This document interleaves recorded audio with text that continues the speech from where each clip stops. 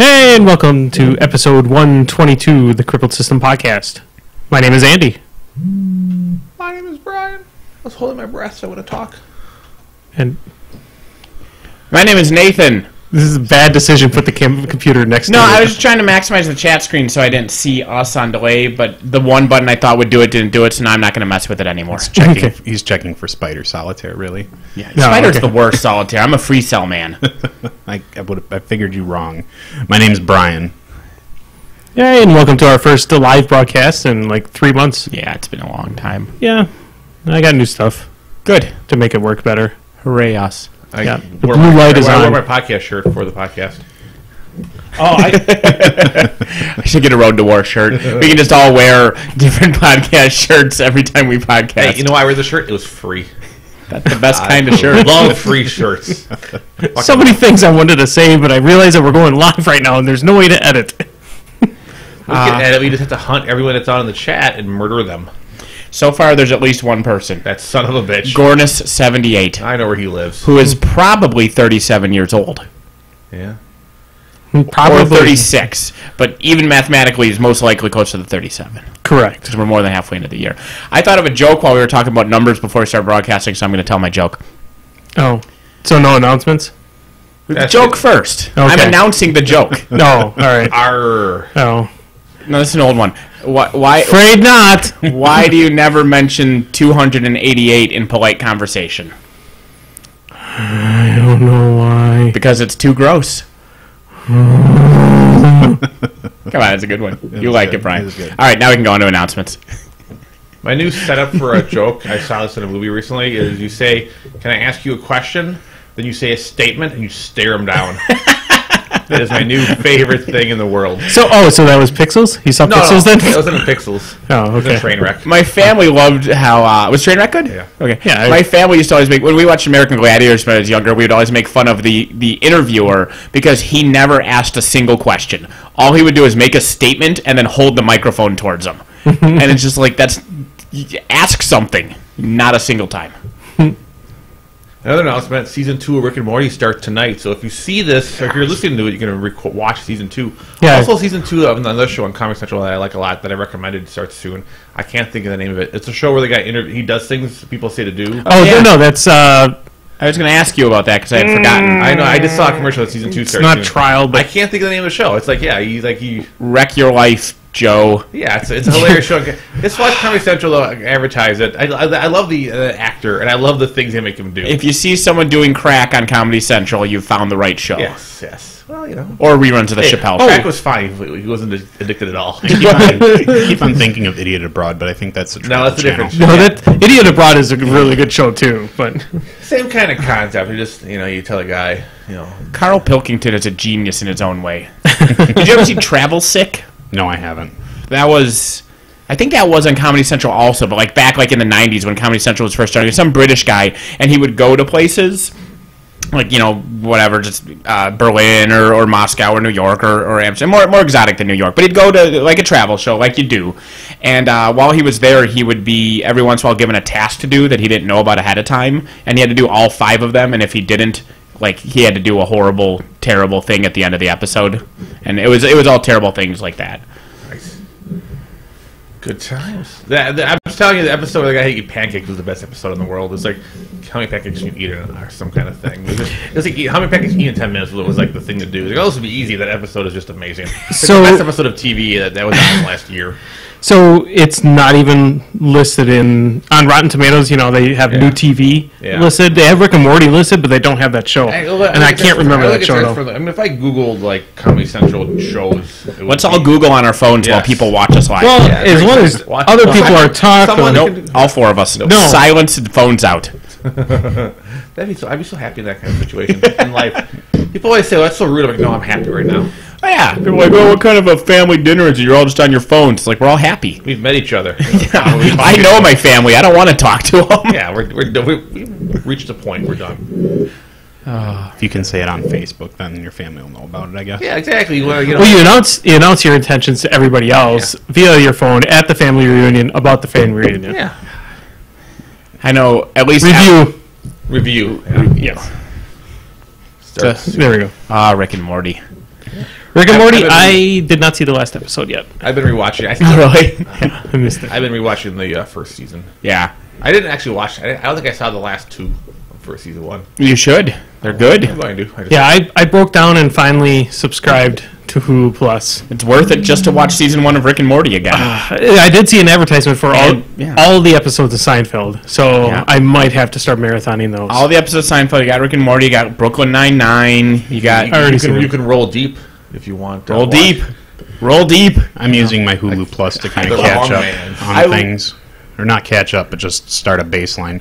It's like a lot of the like big shows that you hear about, I've never really seen before. So like, I figure since the lady's going to be at Gen Con from Firefly, the little kid lady, I forget, but I figured I'd watch that because I never have before. You never saw Firefly? No, I haven't. I'm halfway through the season, and then I want to watch Farscape and all this other stuff, and I just need to catch up. I don't like. Some people love Farscape, and I don't know. Like I've tried to watch Farscape. I don't know if I had to be there at the time to enjoy it or what it is. But I watch it now. I'm like, yeah, I don't get it. Yeah. It has some peaks and valleys. I think overall it's a good show. I like Farscape overall, but there's definitely like it's not as consistently brilliant as some of the best stuff. You know, it's not like season 3 of Buffy. You know, perfect. Well, I can watch like Lex, which is another weird sci-fi channel show at Lex. the time with another What? weird. They show those back to back. It was Farscape and Yeah. Lex was like their Friday night lineup. Those shows made no. I mean, like I said, I know they're interesting shows. I just Lex. I actually What am I doing? because that was on Netflix, and so like Oh, 2 years ago, I decided I was going to rewatch Lex, and I watched the first episode is like a 2-hour movie. Like the first season is actually like 4 or 5 2-hour movies, and they are fucking weird. Like I know the show's weird. I remember the show being weird, but the intro movies are even weirder than the weirdness of the show. Man, I don't remember Lex at all. it's weird. You Sexy chick, a robot head. They're flying around a giant dragonfly that blows up planets. Yeah. They got a dead guy who's an assassin, but he's got a low battery life, so they keep him frozen most of the time. Oh my god, I think I do remember it. Oh, you would see if you saw some visuals from that show. You'd be like, yeah, I remember that show. I remember her. Yeah. I also want to see Sliders again. I just watched it when I was a kid, but I think when you rewatch it, I forget at what point they changed like directors and some actors and people. I think like the first 2 seasons are okay, but it gets really weird at some point. And because I rewatched it like a couple years ago, and I didn't realize long ago when I watched it that there was this huge quality drop. But yeah, it gets pretty bad when you rewatch it. The first couple seasons are still great and fun, but there's like a point where the show just plummets. I think the only 2 things I remember from that show from when I was younger was there was one little trailer at the end of their episode where like they jump to another place and they're stuck there and you don't know anything. It's just comedic and fun. Where they go to a place where everybody's naked, and as a kid, of course, I'd remember that because that's the best thing ever. And then the other one I remember, Quality control's the issue with that kind of a planet. you just take it as it comes. But the other one was a planet where there were no men. Really? I mean, there were men, but they were used as slaves mostly for procreation. And like one of the ways they found the men were there was because one of the ladies had her toilet seat up during an inspection. That's the only thing. Those are the only 2 things I remember from that show. Snooze, snooze. Yet another reason that I sit down to pee. That show was interesting because Carrie word. well, the internet was getting more popular at the time, and that show the first 2 episodes were filmed out of order, and that was like a big thing. That's when I was getting like internet news and entertainment news because that was like a big hubbub and had kind of a following on the web and whatnot. And it was one of the more earlier web followed shows. One of those shows where like the internet loves it and it says bring it back, and then it fails and they don't bring it back because fuck the internet. It's like social media loves Bernie Sanders, and when he gets like I call his supporters the 1% because when he gets 1% of the vote, even though the internet loves him like 100%, Yeah. it'll be like, but in reality he's gonna get like 1%. But according to social media, so that's like those shows like Sliders or Jericho. All those shows get all this internet support, but in reality, no one watches that crap. Like Firefly. Yeah, is it Firefly? Honestly, Yeah, Firefly, Constantine, all these, Hannibal as well. Yep. Although what is worth noting, so like the rating system is kind of screwed up because it all comes from the Nielsen boxes, Yeah. and they're so backwards. My ex-wife's family applied to be a Nielsen box home, and they sent them a survey, and the survey asked what kind of shows do you watch, and they checked off the shows they watched, and then they got a response saying the shows you watch aren't mainstream and popular enough, so you can't have a box. Yeah, so that kind of seems... So it's like you can't watch things to tell us what's popular because the things you watch aren't popular according to the boxes that we only give to people that watch the things that the boxes say are popular. Like what? Yeah, one of my few regrets in life is I actually got approved for the process, but I had to like send a form back, and I was like, Effort. Yeah, I was like, so I could have been part of the system. Although now they don't follow it as much because they actually can track DVR things, so they actually track other stuff. It's slowly, which is why they keep making Sharknadoes. Yeah. Well, those ratings are that system is finally slowly being pushed out. You assume that it probably doesn't take that much for them to make a Sharknado, considering the last one was like barely last year. Yeah, I think that was in the fall or even winter it came out. Yeah. They already had a third one out. I mean, I don't know. It's on Sci-Fi Channel. I expect it to be on Sci-Fi Channel, and it's at the quality that I expect at the Sci-Fi Channel. Yeah, so I'm okay with that. Well, yeah, but there's Sci-Fi can put out some decent stuff. I mean, Battlestar was pretty well loved. I mean, there's certain the Saturday movies they do. Correct. You know, that type of like crazy monster schlock movies, like the one it's on my DVR right now is Lavalantulas. Sure. Tarantulas made out of lava, I assume. Yes. Yep. Yeah. Starring, I think, most of the cast of the Police Academy. Do they have Mr. Noisy Face guy? Michael Winslow? If you say that's his name. That's his name. And Hightower. You need to have Hightower. Yes, definitely need to have. One of them's dead. There's a couple of them that have passed away. One of the women died, right? Yes, I believe. The tall one. Callahan. The big busted one. Big, Houlihan, right? No, it was Callahan. I'm thinking of MASH, aren't I? Yes, you're thinking of MASH. You're thinking Hoplitz? Hoplitz Houlihan. All right. Announcements. Yeah. Still announcements. The chat is concerned about announcements. It is upon us. August 22nd is the 4th six-pack event, which will be a 50.2 list normal standard steamroller event. We're averaging close to 30 people at events, so we'll probably get another 30 people for that event. Plenty of free shenanigans. After the 4th event, I'm going to post something online probably the week after Gen Con, because Gen Con is this week and it's going to distract me, but I'm getting shirt sizes from people who want to get shirts. Because if you attend 4 of them, you get a free shirt. I'm gonna put a thing out there for the people who want to order shirts. They can, pay for them. It'll be $22, $3 a shirt if you just want a six-pack shirt, even if you can't attend only 1 or 2 of them. Yeah. And then I'm going to order the trophies for the overall probably next month as well. There's also a 2.50 list steamroller, just steamroller, in... 2.50 lists? What am I talking about? That would be amazing! I've only had a 2.50 list steamroller. I've only had 1 beer and I'm already stupid. It's a lot of paper. Yeah. So it's a 2 list. There's not enough casters for that. I'm done with that. Well, you could there's something going on in Waukesha. Yeah, Waukesha. It's at Waukesha. By the way, announcements are my thing, and I was getting there, you son of a bitch. I thought it was because it's chronological. Like you've got Gen Con, then Waukesha. I know, but I was going out of order on purpose. We went right over Gen Con. Announcement, I'm fucking going to be there, bitches. Oh, yeah. Yeah, so there, you didn't pause for Nathan. Suddenly, now you're a bad announcer. I learned to do that, because don't give him never pause for me. Don't give me an inch. He'll bully his way in, don't worry. That is definitely true. I am obnoxious that way. Buddy had an extra pass, so ka-ching. You'll be there Friday night, Saturday, and Sunday? Yeah, I work Friday morning. I'm scheduled till 5, but I'm sure I can duck out early, so I'll leave and I'll drive down after that. I'm going to lunch, guys. See you Thursday. No, my relief comes in at 1, and so when they get there, I'm just gonna be like, yeah, I'm like basically in charge. I'm leaving, and so I'm leaving. I just read the tagline for Lavalantula, which is "Fire burns, lava bites." I approve of it. Yeah, it's I approve. pretty horrible. Yeah, it's got a 6.5.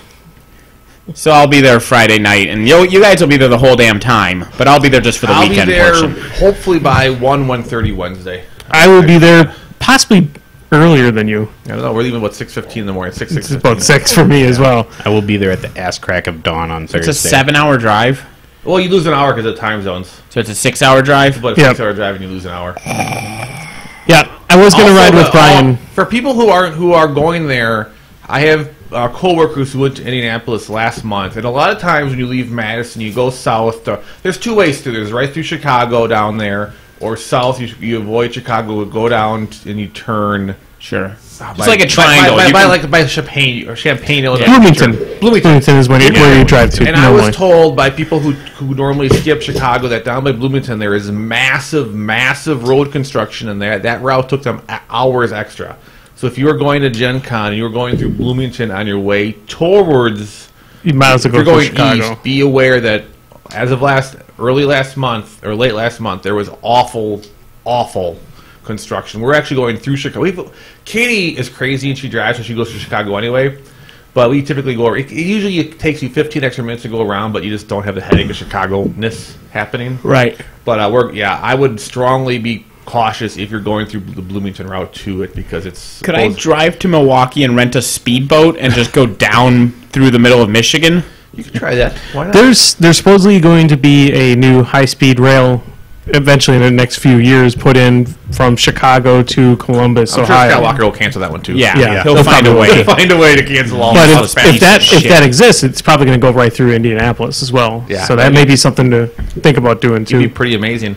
Oh, I know Katie's not here, but I have a story people appreciate for Katie. Because all of our Katie, here's a Katie update. Yesterday, Jeremy and Andy both helped me run the event. Katie, her plan was to go down to visit some friends, to go to a bridal shower thing with her family. Baby shower, I think. Baby shower, bridal shower, I don't know. Some kind of thing with women. A shower. She was showering with women. There we go. She's going down there. Loving your story. She gets about 45 minutes, an hour into Illinois. She gets pulled over by a cop. She was speeding. Realized that she doesn't have her license expired in February. So the cop is like, "Well, you can't drive anywhere." What we did, so she was stuck at a truck stop for 2 or 3 hours till her family got there to pick her up. Why did the cop wait with her? No. What? So the cop, she goes, "Oh, okay, my family will come get me," and then when the cop leaves, you just drive away. Yeah, and we thought that was what happened. I mean, we just figured because we figured the cops might wait, so you wait like 20 minutes and you go away. They took her car. And she had a dog. She basically left her that doesn't at seem a legal. Truck stop. She said the cops they just left her at a truck stop, said you can wait here for a couple hours. She's like, "Well, I have my dogs. I can't go in and get like water or food or anything for them." He's like, "You can go in. I give you permission. I can't tell the owner that this random cop just said I can take my animals through your store." And at a truck stop, there's a lot of crazy fucking trucker people living here. Wow. And we didn't know this until like last night. So Jeremy just thought she was like in her car waiting, like because she was too afraid to drive because cop to get her. But yeah, she was basically 3 to 4 hours just sitting out on a picnic bench at a truck stop because the cops towed her car away. Because your car? She had an expired license. The problem was she had a Wisconsin ID in Illinois. Got pulled over. Of course they're gonna. Of course. That's true because she probably had to pay to get her car back. Welcome to Illinois, it fucker. Was a ton of money. Yeah. God, I fucking hate that state. Yeah. Worst state. I mean, yeah, because they can't leave it on the highway. They can't just leave the car there at the highway. So they have to tow it. They would have to tow it because she can't legally drive it, and who knows what kind of words were exchanged? Maybe she said. Yeah, she said she was very, very polite because she doesn't intimidate much, but I think like police officers, she tries your friendly girl approach. But her mom called and yelled at the police so much they actually came back just to make sure she was okay. Like an hour later, her mom had to drive up and get her and stuff. So when the cops came back like an hour later, saying, "We're just checking to make sure you're okay because your mom called and yelled at us." Which I mean, and we had heard the story during the day that Katie was stuck down there. We thought it was kind of funny because she's stuck in her car or whatever. But yeah, we didn't realize she was stuck at a bench for 4 hours. Stole her car. Good, and good on the police. I guess they got a terrible person who was driving with a suspended license and took their car. In Illinois, where God knows. And did they do the thing where they arrested the car and then they tried the car and found it guilty, and so they get to keep it? Yeah, I don't. That didn't happen. Because they do that now, like they'll arrest a house. I know you watched John Oliver. He was talking about that a couple episodes ago. Yeah, where they can basically take control of people's just side note, somebody in the chat asked what beer we were drinking, and so I'll plug this. This is Two Women from New Glarus Brewing Company. We are all huge fans of Spotted Cow. For those of you who don't live in Wisconsin, New Glarus is the best brewery, and they make amazing flavors, but you can only get them in Wisconsin because they always sell out. In fact, there was a bar in Minnesota that got shut down or ticketed or whatever because they smuggled in a keg of spotted cow across the border. Yeah, that ain't legal. Yeah, was taken away. Yeah, it's not. Yeah, it's not legal to sell outside Wisconsin. If you see Andy or I at Adepticon or War Machine Weekend, on the first day there is a 99% chance that we will give you one of these. On the second day, it drops to like a 25% chance, and by day 3 they're already gone. But we like to bring spotted cow and 2 women to conventions. I bring a lot of Meliel Zero with me to conventions. That's also good. I won't share it though. Well, one of the things I was bringing to Gen Con with me is a case of the sampler pack that they have. I figured it'd be something it would be my contribution as my peace offering for booze exchange. I'll bring some pamphlets about prohibition, bringing it back. Sure. That'll just make my hole in the wall speakeasy more popular. There you go. The less popular Justin Timberlake song. I'm bringing prohibition back. You know. Yeah, generally, I like 2 women and the beer, and but otherwise, spotted cow is what it is for me. I mean, it's spotted cow is your standard American Pilsner. It's like a Miller Lite or a Budweiser or whatever. Well, it's the standard. I'm not talking about quality. I'm talking about that sort of family it's in. You know, if you take that style of beer, just your normal mainstream American Pilsner beer, and make it the best of those, that's where spotted cow is. It's a really good version of that. 2 Women is very different. It's malty. It doesn't have very much hops, so it's more like an ale. It's like not like Guinness, but it doesn't have that malt. Yeah, because that's what it is. It's just shit crock full of malt. It doesn't have like that bitter coffee taste that Guinness has. I don't know what else tastes like 2 Women.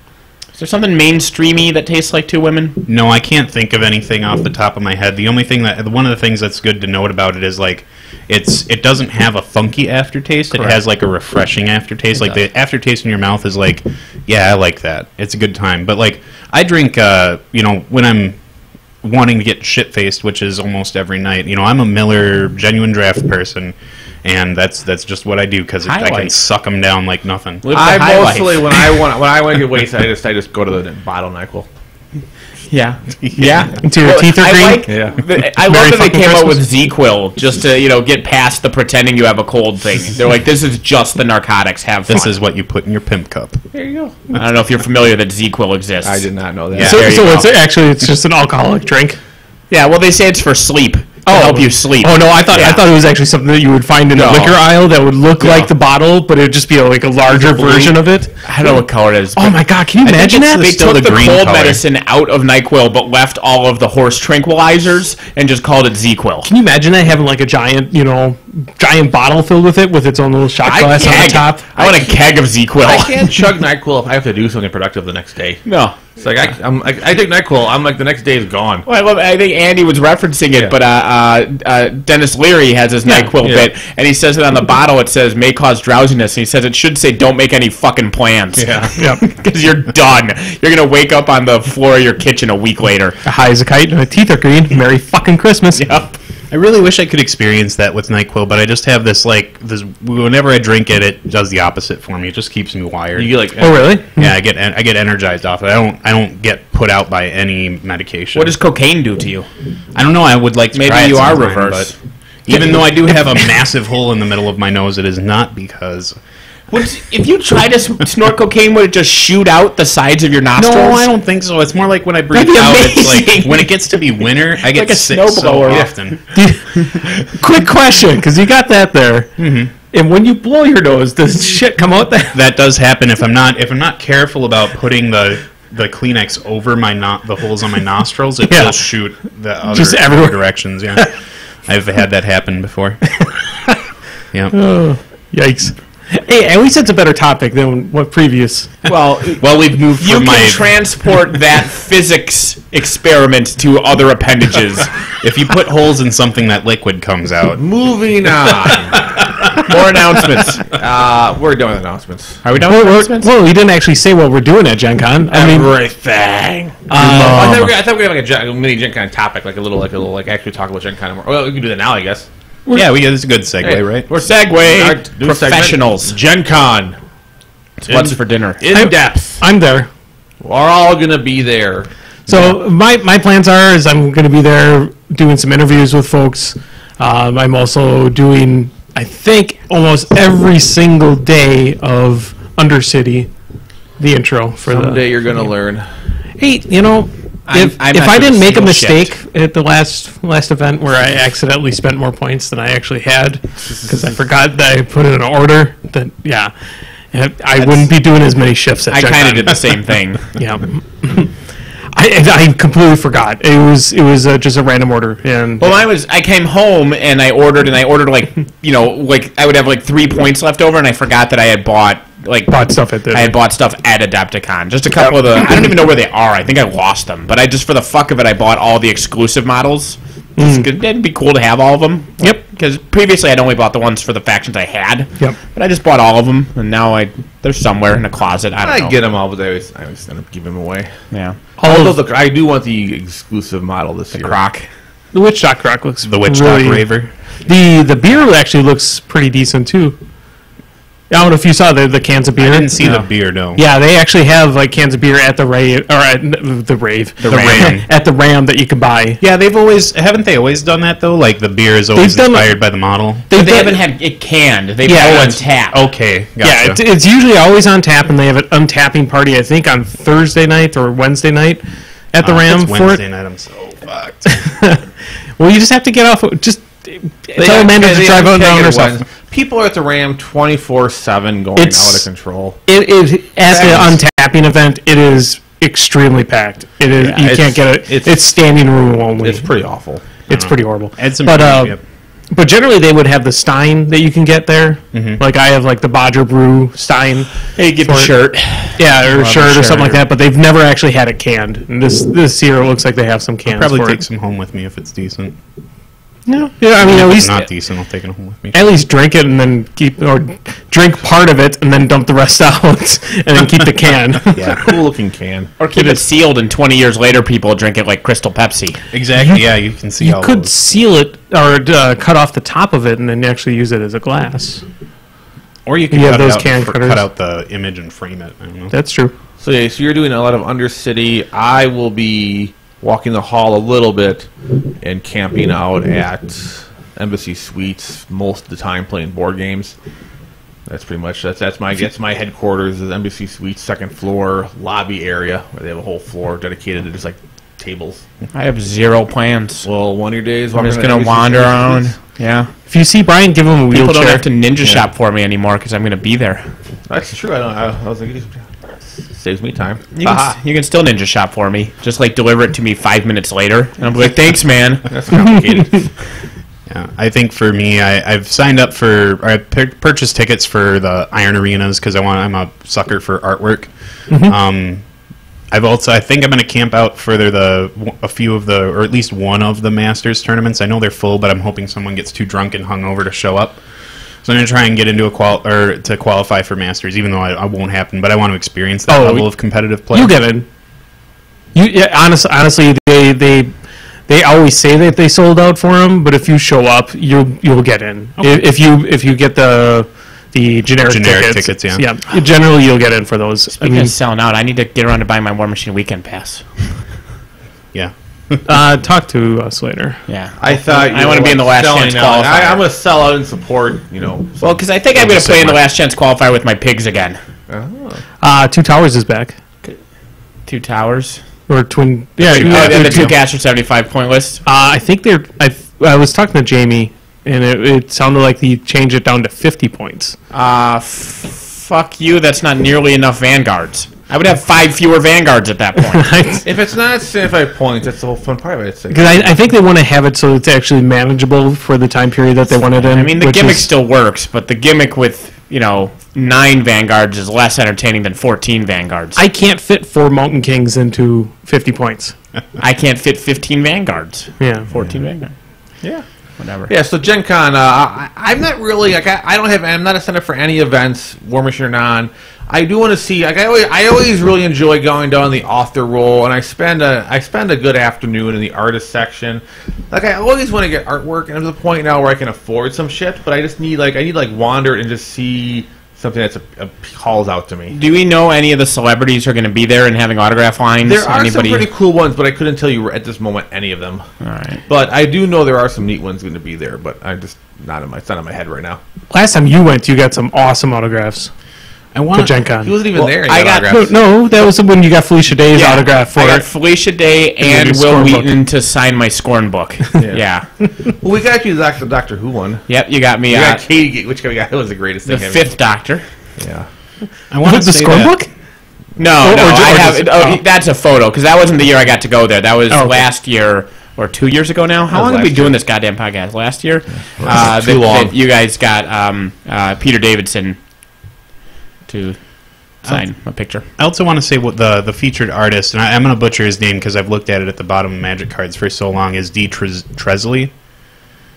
Okay. Yeah, he's one of the Magic artists. D.I., a big T, and the rest of his name. He's going to be signing. He's going to be there as their featured artist. I know that much.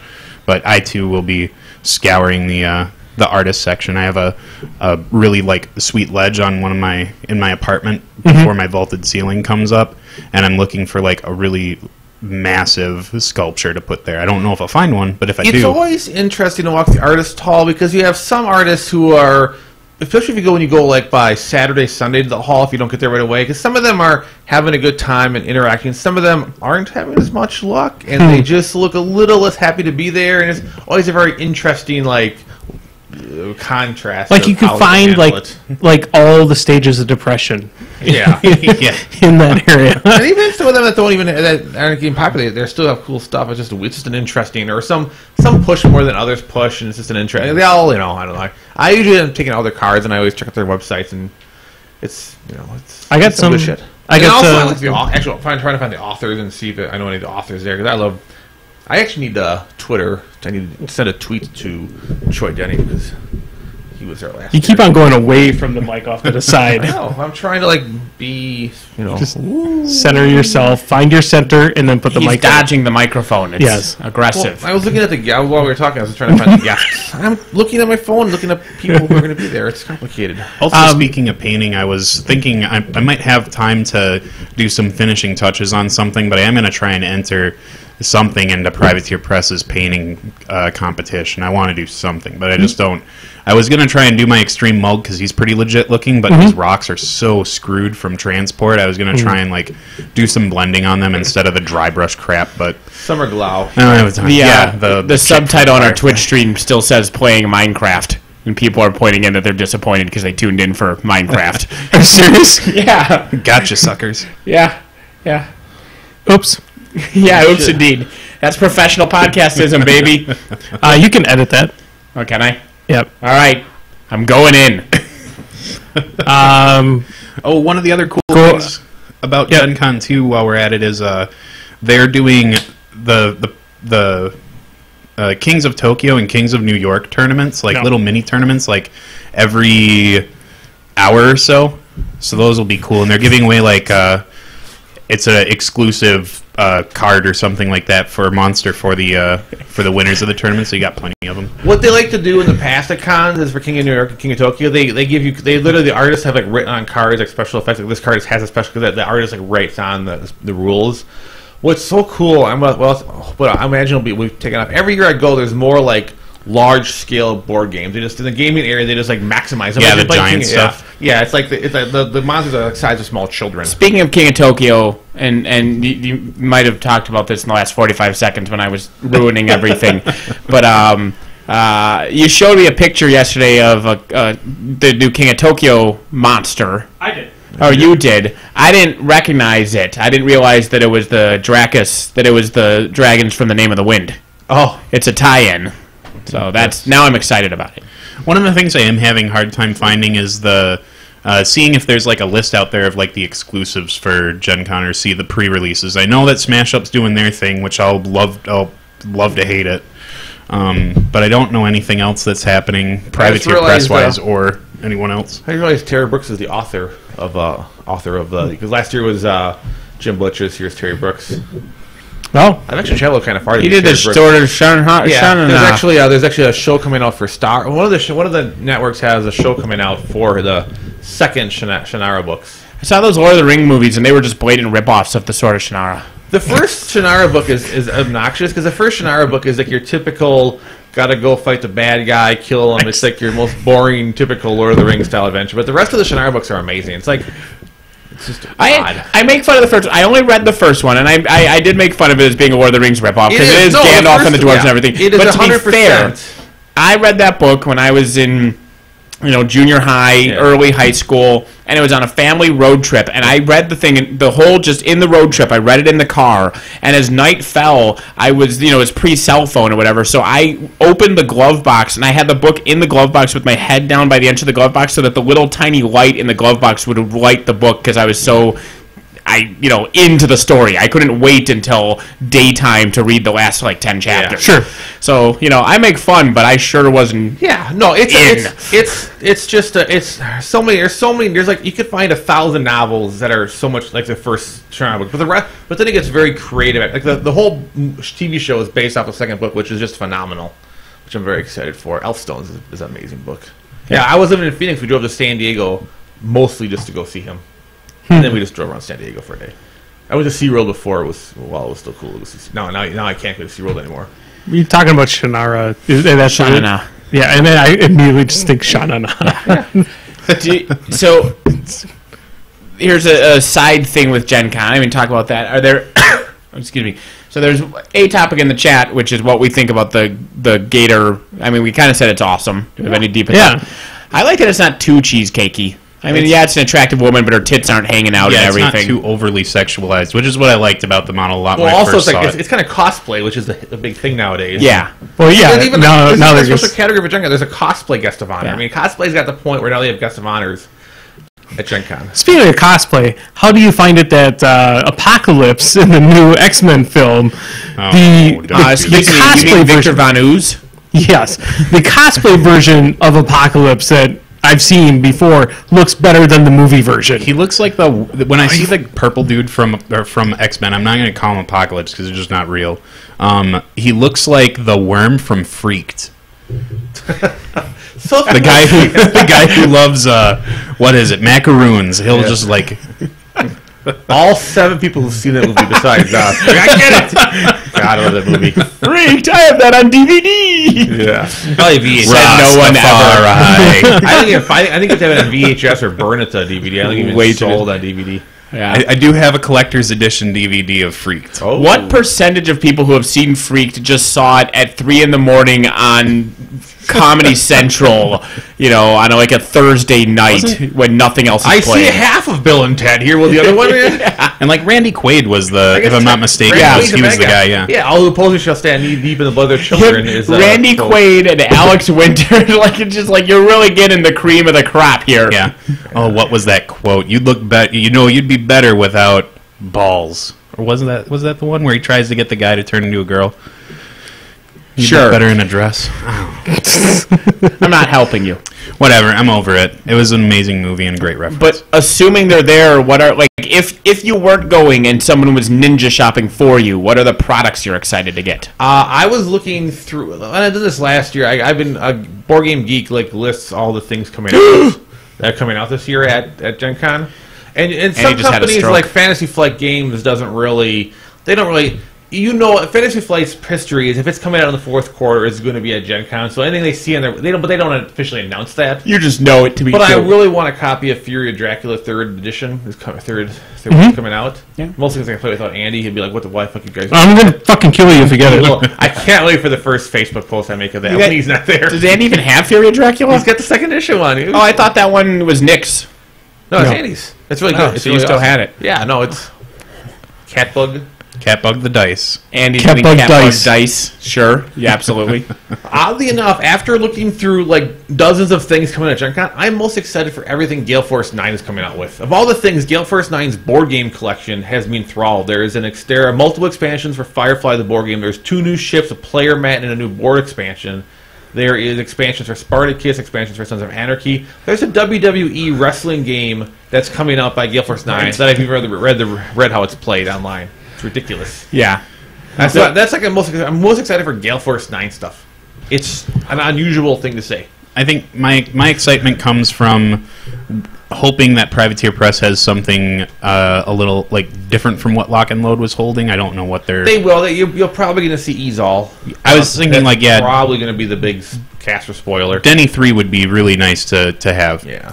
She possibly might be there. I think it could have maybe one or two of the Colossals. She's got to be soon to come out anyway. Well, the Colossals might not be as much because the thing is with the Colossals, well, the Gargantuans I think have a better chance of coming out quicker than the Colossals. Because the only Colossal that we saw actually built, I think, was the Sepulcher. Well, the Sepulcher was built up, and then.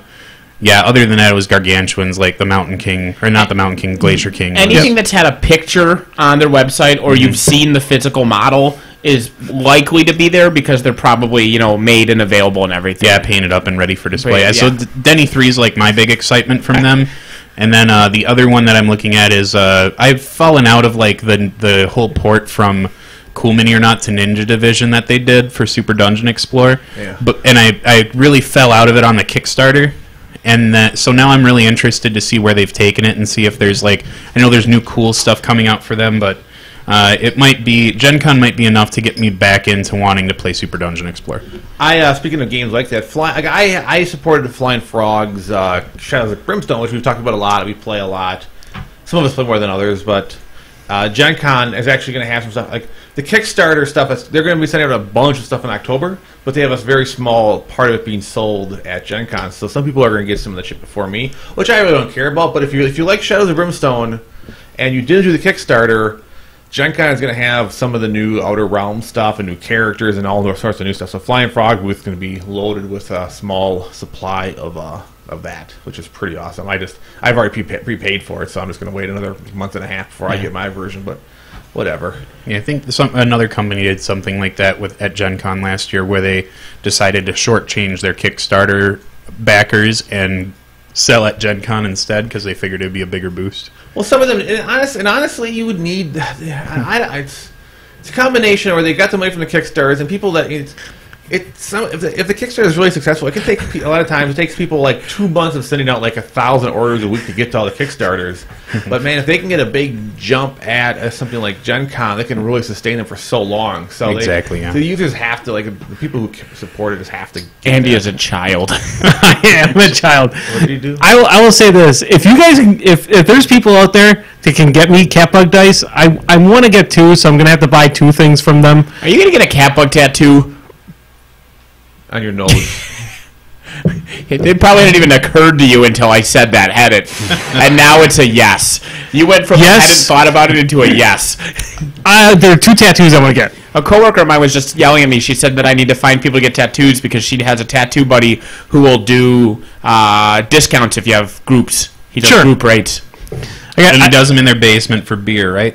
No, he has a shop, and actually all with the same needle. She's halfway through getting a tattoo on her shoulder blade. She stopped halfway through because she was in a lot of pain. The shoulder blade is so close to bone, and I've heard that that's what makes tattoos hurt more is if there's not a lot of tissue, bone and nerves. I mean, and if you're tattooing with an electronic toothbrush or a razor, what he had done looks really good, actually. Yeah. No. What would you know about tattoos, Brian? I know nothing. I do know, though, that the most painful place to get a tattoo is your butt. Really? I thought it was the ribs. So fatty. That's what I always hear on all the tattoo shows I watch. They can stuff it because they just don't tattoo enough butts. But the thing is since your spinal cord ends right around there, that's where all of the nerves. So every nerve in your lower extremity of your body is right there.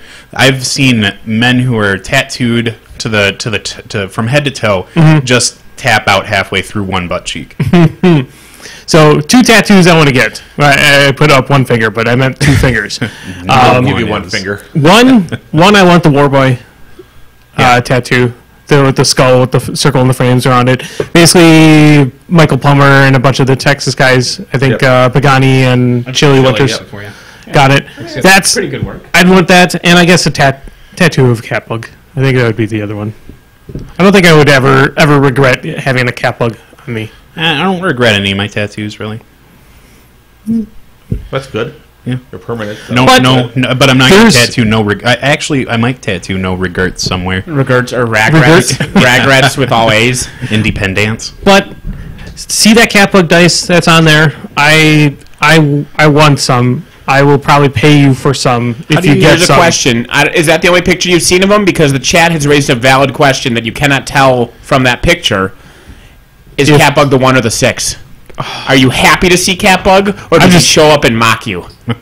I don't know. And if it's on the 1, then I need to use him to play Axis and Allies so that I'm happy when I see him. Yeah, you know, leadership. He's got to be a 6. He's got to be. It's not about. It's hard to tell.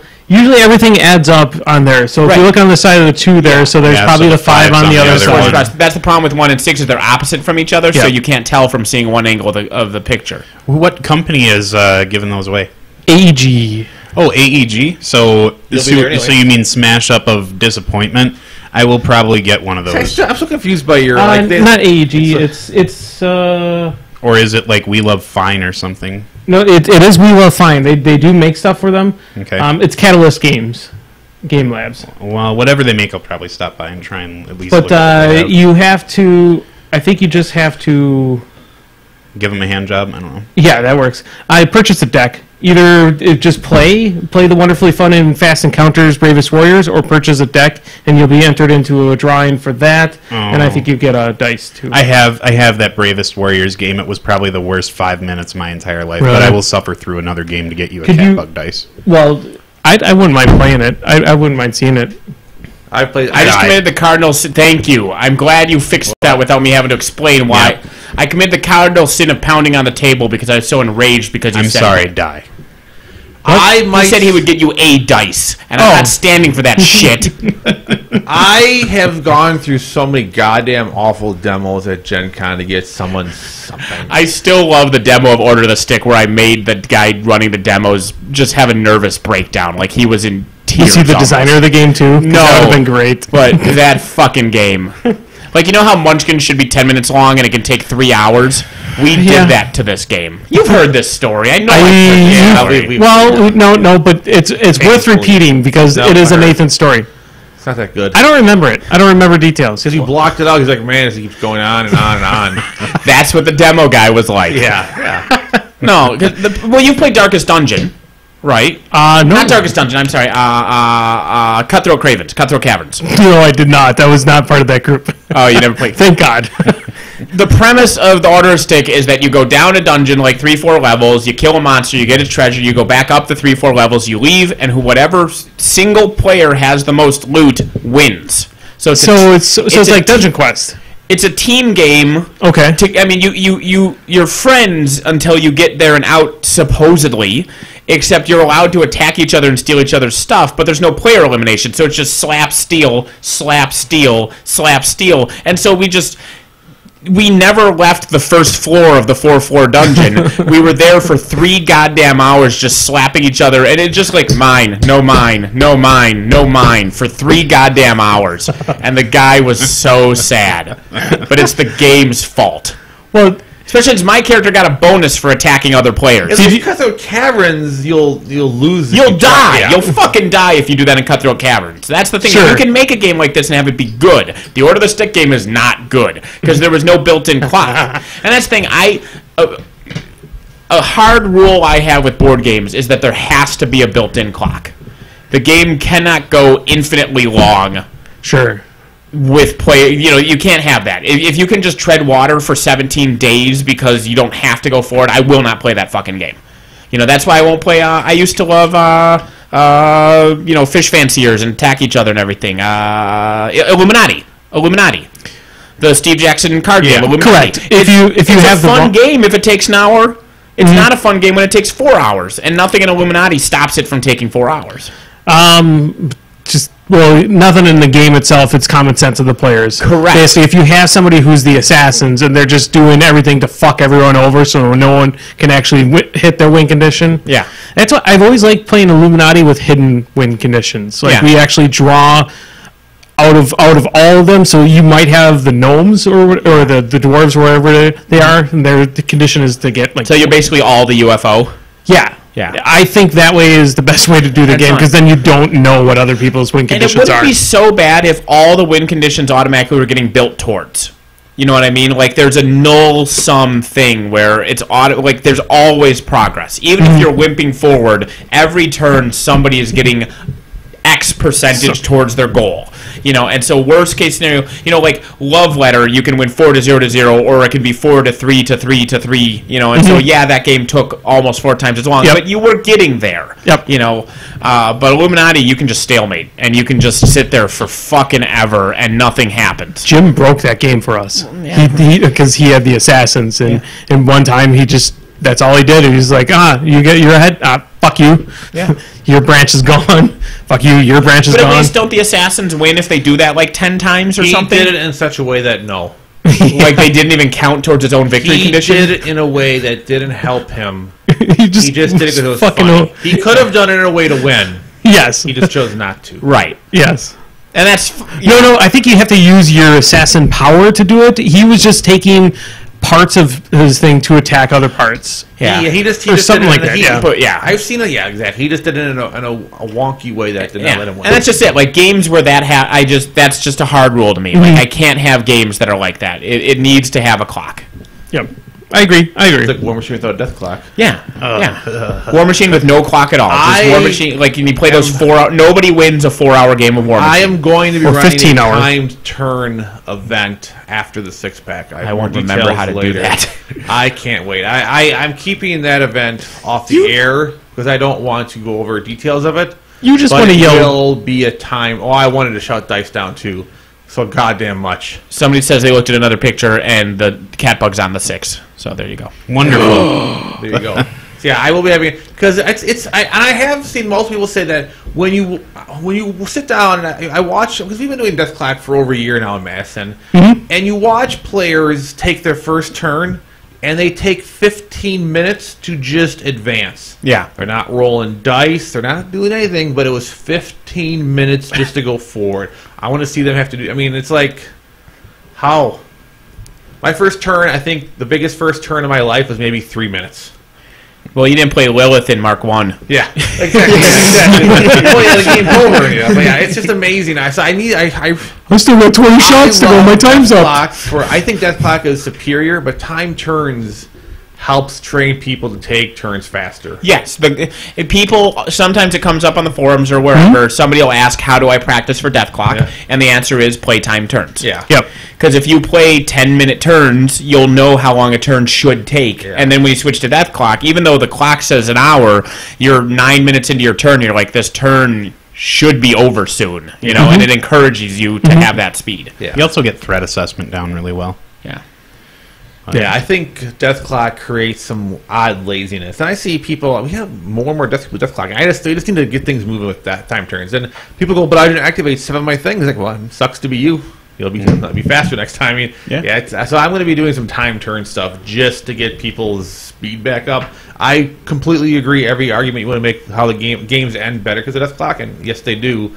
But we need to see people moving faster in general, I think. Yeah, and the thing, the tie breaks now, the dice down tie breaks are way better than they were a couple of years ago. I think the metas have all shifted to Death Clock, so they haven't even noticed that. Yeah. But a lot of work went into getting those tie breaks to be less random and shitty. Like, I have my entire army left. I'm tabling Andy, but his one remaining 2-point solo is in this zone, and none of my guys are, so he wins on dice down. Yep. That doesn't happen anymore with the way that... I didn't even know that. I just thought it was always the same. The way it is now is you count what you have on the whole table. So I've got 50 points to his 2, and his guys in the zone are double. Yeah, so I'd have 50 to his 4. Guess what? I still win. It's less stupid than 2-0 because you only count the zone. Because that way you still want the jacks and stuff because when they start doubling. But then if you still have a bunch of jack stuff, that means you're not doing as bad as you could be. And even one jack being doubled isn't as good as 4 jacks that aren't in the zone. Correct. So the guy who's winning, if it's a close game, it's a huge deal to be in the zone. But one could argue that's how it should be. Yeah, I would. I have no problem with that. So time turns, we're bringing them back. Gen Con announcement, surprise! We snuck it into the Gen Con argument. I wouldn't mind. I wouldn't mind actually bringing a bucket load of timers down to Wednesday nights and just playing games with timers. Like just to what? Well, we have a Death Clock and a timer here, right? Yeah. I mean, my phone doesn't do. My phone doesn't do that either. There's an app. My phone could barely run at War Room. Okay. No, it actually does fine. I almost segued for you earlier. We were talking about Shadows of the Brimstone, and I was going to bring up Imperial Assault. Yes.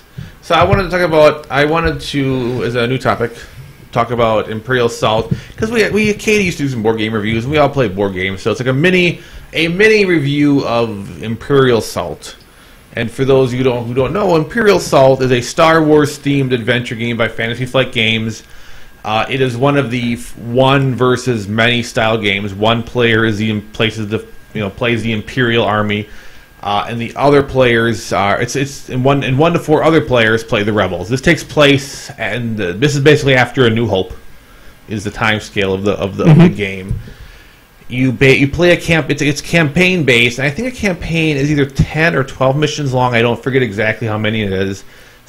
Half the missions are scripted, so if you play the core campaign again and again, you'll do the exact same 6 missions. But then there's a side mission deck which gets changed based on the Imperial player and based on which of the many. I think the game comes with 8 characters. Each character has their own custom side mission, and then there's just random other side missions. So 6 core missions, 6 random missions. As you play the campaign, the Rebel players and the Imperial player level up. They get experience, they customize their characters, they get new gear, they get new abilities. So it's that kind of adventure-style game. It's an interesting game. If you've played Descent or you've played Descent, the old Doom game before Descent or even Super Dungeon Explorer. It's kind of like exactly. It's a one versus the group mentality. It's not an adventure game, but you just mentioned Fury of Dracula. It's a one versus many style game. Level 7. Level 7. Mega Protocol is exactly like the style. Yep. What I think, and honestly, and I'm gonna say everything but Fury of Dracula has this problem, because Fury of Dracula is the same board, the same thing every time.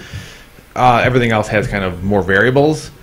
When you have a campaign where it's 10 adventures and it's one versus many, you have to balance it out in such a way that both sides are capable of winning, and then you have to decide as a game designer, well, if it's 4 versus 1, does that mean the Imperial player should only win 1 out of 5? So the other 4 players, there should be 50-50? What kind of enforced balance do you want on difficulty to make sure both sides are kind of getting the victories? Yeah. And also with the campaign mode, like with most games, if you have a campaign, it should get harder as you go along. Like that's one thing we had when we played 11.7 and Mega Protocol, is that the first 4 or 5 missions as the humans, we just annihilated you. We just cakewalked all over you, because the game had a difficulty curve where it got harder. But the problem with that is that for you, it sure sucked for those first 7 missions, because you just couldn't win. Because those were supposed to be the easy missions. Well, they weren't easy for you. Exactly. And then that brings to another point, is the balancing. And what's different to me in Imperial Assault versus the other games, okay, let's say there's the 4 of us are playing. In a given turn, a character has 2 actions. You can move, attack. You can heal. There's your basic. You can choose 2 things.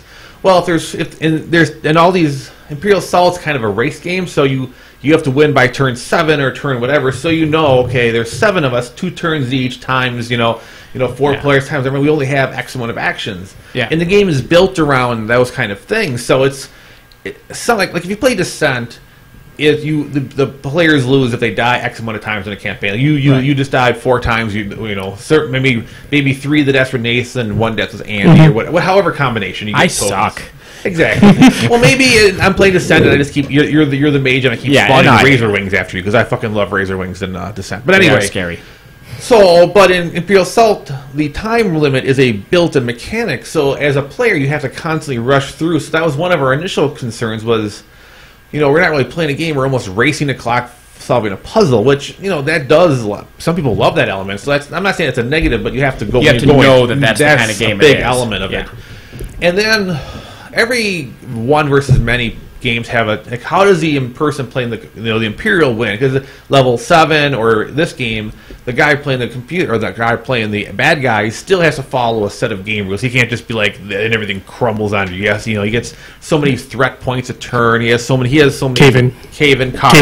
Exactly. Cave in. Yeah, and at level 7, So you have to. So the game has to give you X amount of ways to kill players. And what I find in level 7, not level 7 in Imperial Assault is if your group, like our gaming group, is very meta as far as we play a game, we really game the game. We're really about maximizing the most efficient way to do everything, and we think about our turns. And if it's 4 people, they're going to talk about what they're going to do before they do it. And the Imperial player we were playing with is when he knew the mission ahead of time, so he was thinking about it ahead of time to make it all fair and balanced. But in that game, one of the best ways for the Imperial player to stop the players is to do what's called stun.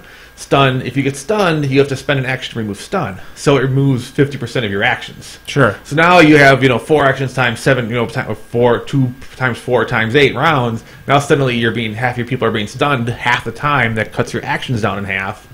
It's an amazing way for the Imperial player to get ahead and win the games. Now, when you take away half of what a person can do on their turn, that kind of takes the fun out of the game. Right. And then one of the other Imperial things you can do is when you play the game, you have health and you have strain. If you want to do super powerful things, you strain your character to a limit, and then you have to rest and get rid of the strain, and you can repeat.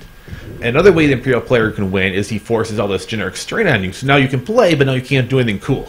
Right. So the game has all these built-in mechanics that the Imperial player, when he uses, can get ahead. But now suddenly, it's kind of like how we feel against playing. I was going to say it's like a Haley 1 thing, where your best strategy is to take your opponent's fun out of the game. So that was my biggest challenge. After playing so long, and our Imperial player learned that stun was amazing, and we hated stun. Jeremy had a coworker who they went through the campaign. Their Imperial player never used stun. They fucking loved the game. They beat every mission but the last mission because they were never stunned. We had Epic Nate running it for us, and he just realized really that these 2 character types would stun, so that's all he spawned. So for 9 missions, we only fought the exact same 2 things whenever it was legally spawned. I mean, some missions you can only spawn X, Y, or Z. Sure. But every single time he gets spawned those things, he of course spawned those things because it was the best thing against us. And he's trying to win. It's not like a DM exactly. in a role-playing game. This is a competitive game. It's not like the true Empire as well, that we're just going to send waves of stormtroopers after them. We got Royal Guard after Royal Guard after Royal Guard. There's a lot of fucking Royal Guard in our world. And they were amazing. So there's that element, which was. So I mean, I think the game can be fun, but it's hard to play the game. I think that game has a balance issue to where if you're playing in a group, you have to find a way that you don't want to say, okay, Imperial player, we'll play the game, but you can't stun us because maybe he'll get rolled the entire 12 games and he's not going to have any fun. Right. But Nate's going to play with another group of friends who are a little bit less competitive, and he's going to try other methods and see if he can win the game without stunning and seeing if that impacts their fun level. You should play with your coworkers group and stun the fuck out of them. Yeah, just play with them. And then what was annoying is the very last mission, you have an impossible fight. It's like this. You have to fight. If you fight Darth Vader, because of course you're going to fight Darth Vader, and his abilities, you're just so he's it's an unkillable thing. So it was kind of disappointing that the final... And of course, the final campaign, who wins and loses, is technically the winner overall, which I wouldn't even care about if most of the journey was well.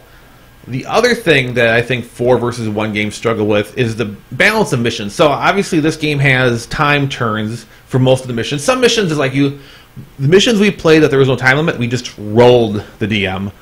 And the couple times there was a time limit for the Imperial player, he lost hard because we were forced to play Imperial time turns so well we knew how to stall him exactly, and he wasn't prepared to have to do things in order. So we just completely destroyed him by doing just stall tactics. Because he wasn't prepared to have to be in the receiving end of that. Yeah. But then there's just balance of a scenario. Scenarios you have to do. You start a map out. It's okay. You start off in one part of the map. You fight some enemies. You open up a door. Then new things spawn, or then new thing spawns, and then.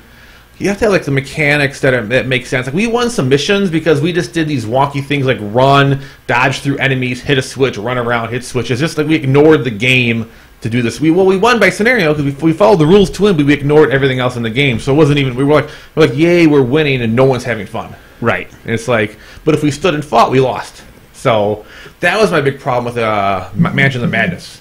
That's a game where you had to basically ignore the game to win, which took away that game's fun to us too. Yeah. So Imperial Assault, I think if you have a casual group who just aren't being super metagaming about it, and your Imperial player... Just play it as if you would see the movies. You play it probably...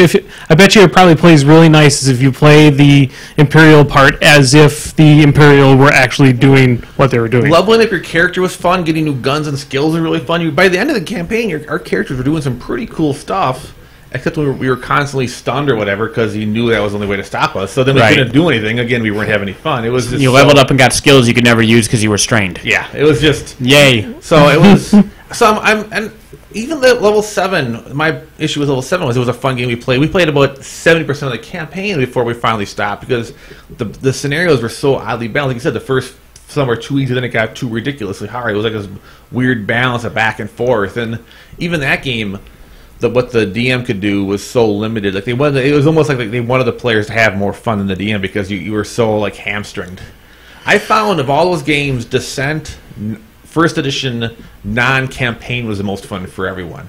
It was ridiculous for both sides. Both sides could do stupidly powerful, obnoxious things. Yeah. And that was the best. The campaign was super balanced, unbalanced in many ways. And that boat campaign was great. And then the second... Remember that one map where there was a 75% chance all the heroes died randomly? Yeah, it was pretty good stuff. I liked it. And then, like, the second edition Descent streamlined everything and took away all the craziness of it. So, like, if you like those kind of games, in my opinion, first edition Descent is the best because it's the most just crazy nonsense for everyone. It's kind of like how War Machine, not Mark 1 was. Everyone did crazy things, so it was okay. Yeah. But so, in conclusion, Imperial Assault, I don't know if I would play it again. Maybe if the new campaign I would try it, but man, I think if you have a game that really jams the system and your DM jams the system, I think it's hard to have fun. I'm excited about the Conan game that we kickstarted. I'm excited for it too. I'm going to put a lot of money into it. For a lot of reasons. Number one, it has a fuckload of scenarios. Yep. I also like that it has, and this goes to that min-maxing thing you're talking about. There's like dozens of characters they've had, because if it was a character in one of the Conan books, it's in this. Like all the villains, all the heroes, all the random things, even that random elephant dude from the Elephant in the Tower, he's a playable hero. Like, it's just crazy. But one thing that people have pointed out, and the guy on Board Game Geek started a thread complaining because he was comparing a couple of the heroes, and he was like, Hero A is just a strictly better version of Hero B. And from one standpoint, it's like, well, that is a valid point. And that's a flaw in the game, possibly, because why would you ever play Hero B? And the answer is maybe you think Hero B is cool. And it's cool to have that roster, and it also helps with it's almost like a built-in possible balance thing. Well, Zombicide is the same thing. It's obviously much better and worse characters. Yeah, Honk is the best. Yes, he is. And I don't know any other characters. But that's the thing when we play Zombicide, and like you talked about how we like to min-max games, and we like try to break the system. That's true. We do try to find optimal gameplay strategies. We try to find things like that. But on the other hand, sometimes you play Zombicide and you're like, I want to be El Cholo because it's cool to be El Cholo. Yeah. I don't care whether El Cholo is good or bad. You're El Cholo. I mean, come on. I played Honk. Honk turned out to be a really goddamn good character, but I played him because it was a big fat clown called Uncle Honk, and I just wanted to run around as a big fat clown called Uncle Honk. Turned out he was amazing, but that's not why you started there. Yeah. When I got in the Cricks, I'm like, Undead looks cool. I didn't know how cheesy they were going to be. Lucky me, but that's not why I started. And I think the Conan game has a good chance. It seems like the people behind it really seem to have a good grasp. And if a game has, like, Zombicide has a lot of bad missions, we just don't play those. So some of those games require some trial and error, but when Imperial Assault is built as a campaign where you only play these missions in these orders, and in certain side missions, well, now we just know we would never do those. I also like the action, because you mentioned so many of these games have the same action mechanic. Yeah.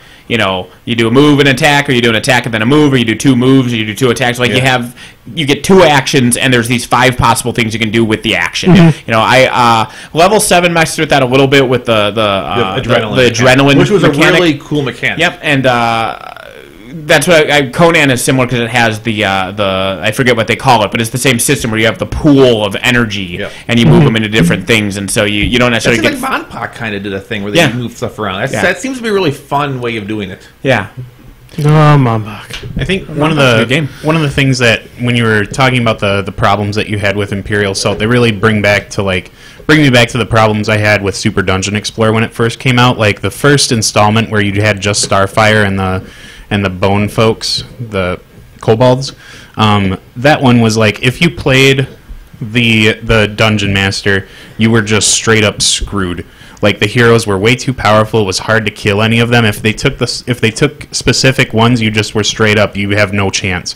And then they came out with the Von Drack expansion, and it seemed like they tried to correct that a little bit, but they overcorrected, where like the Spectre guy is just like ridiculous. As soon as he spawns, the heroes are just dead.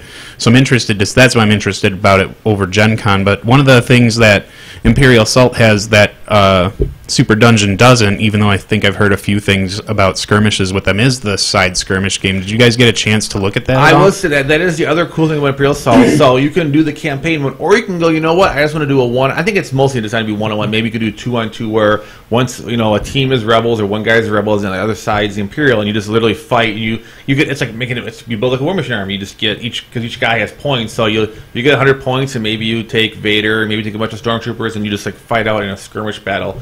I personally haven't played it, but I know some of the guys did, and they've kind of enjoyed that. Damaris and I did the Super Dungeon Explorer version of that in last year's Adepticon. Yeah. It was fun.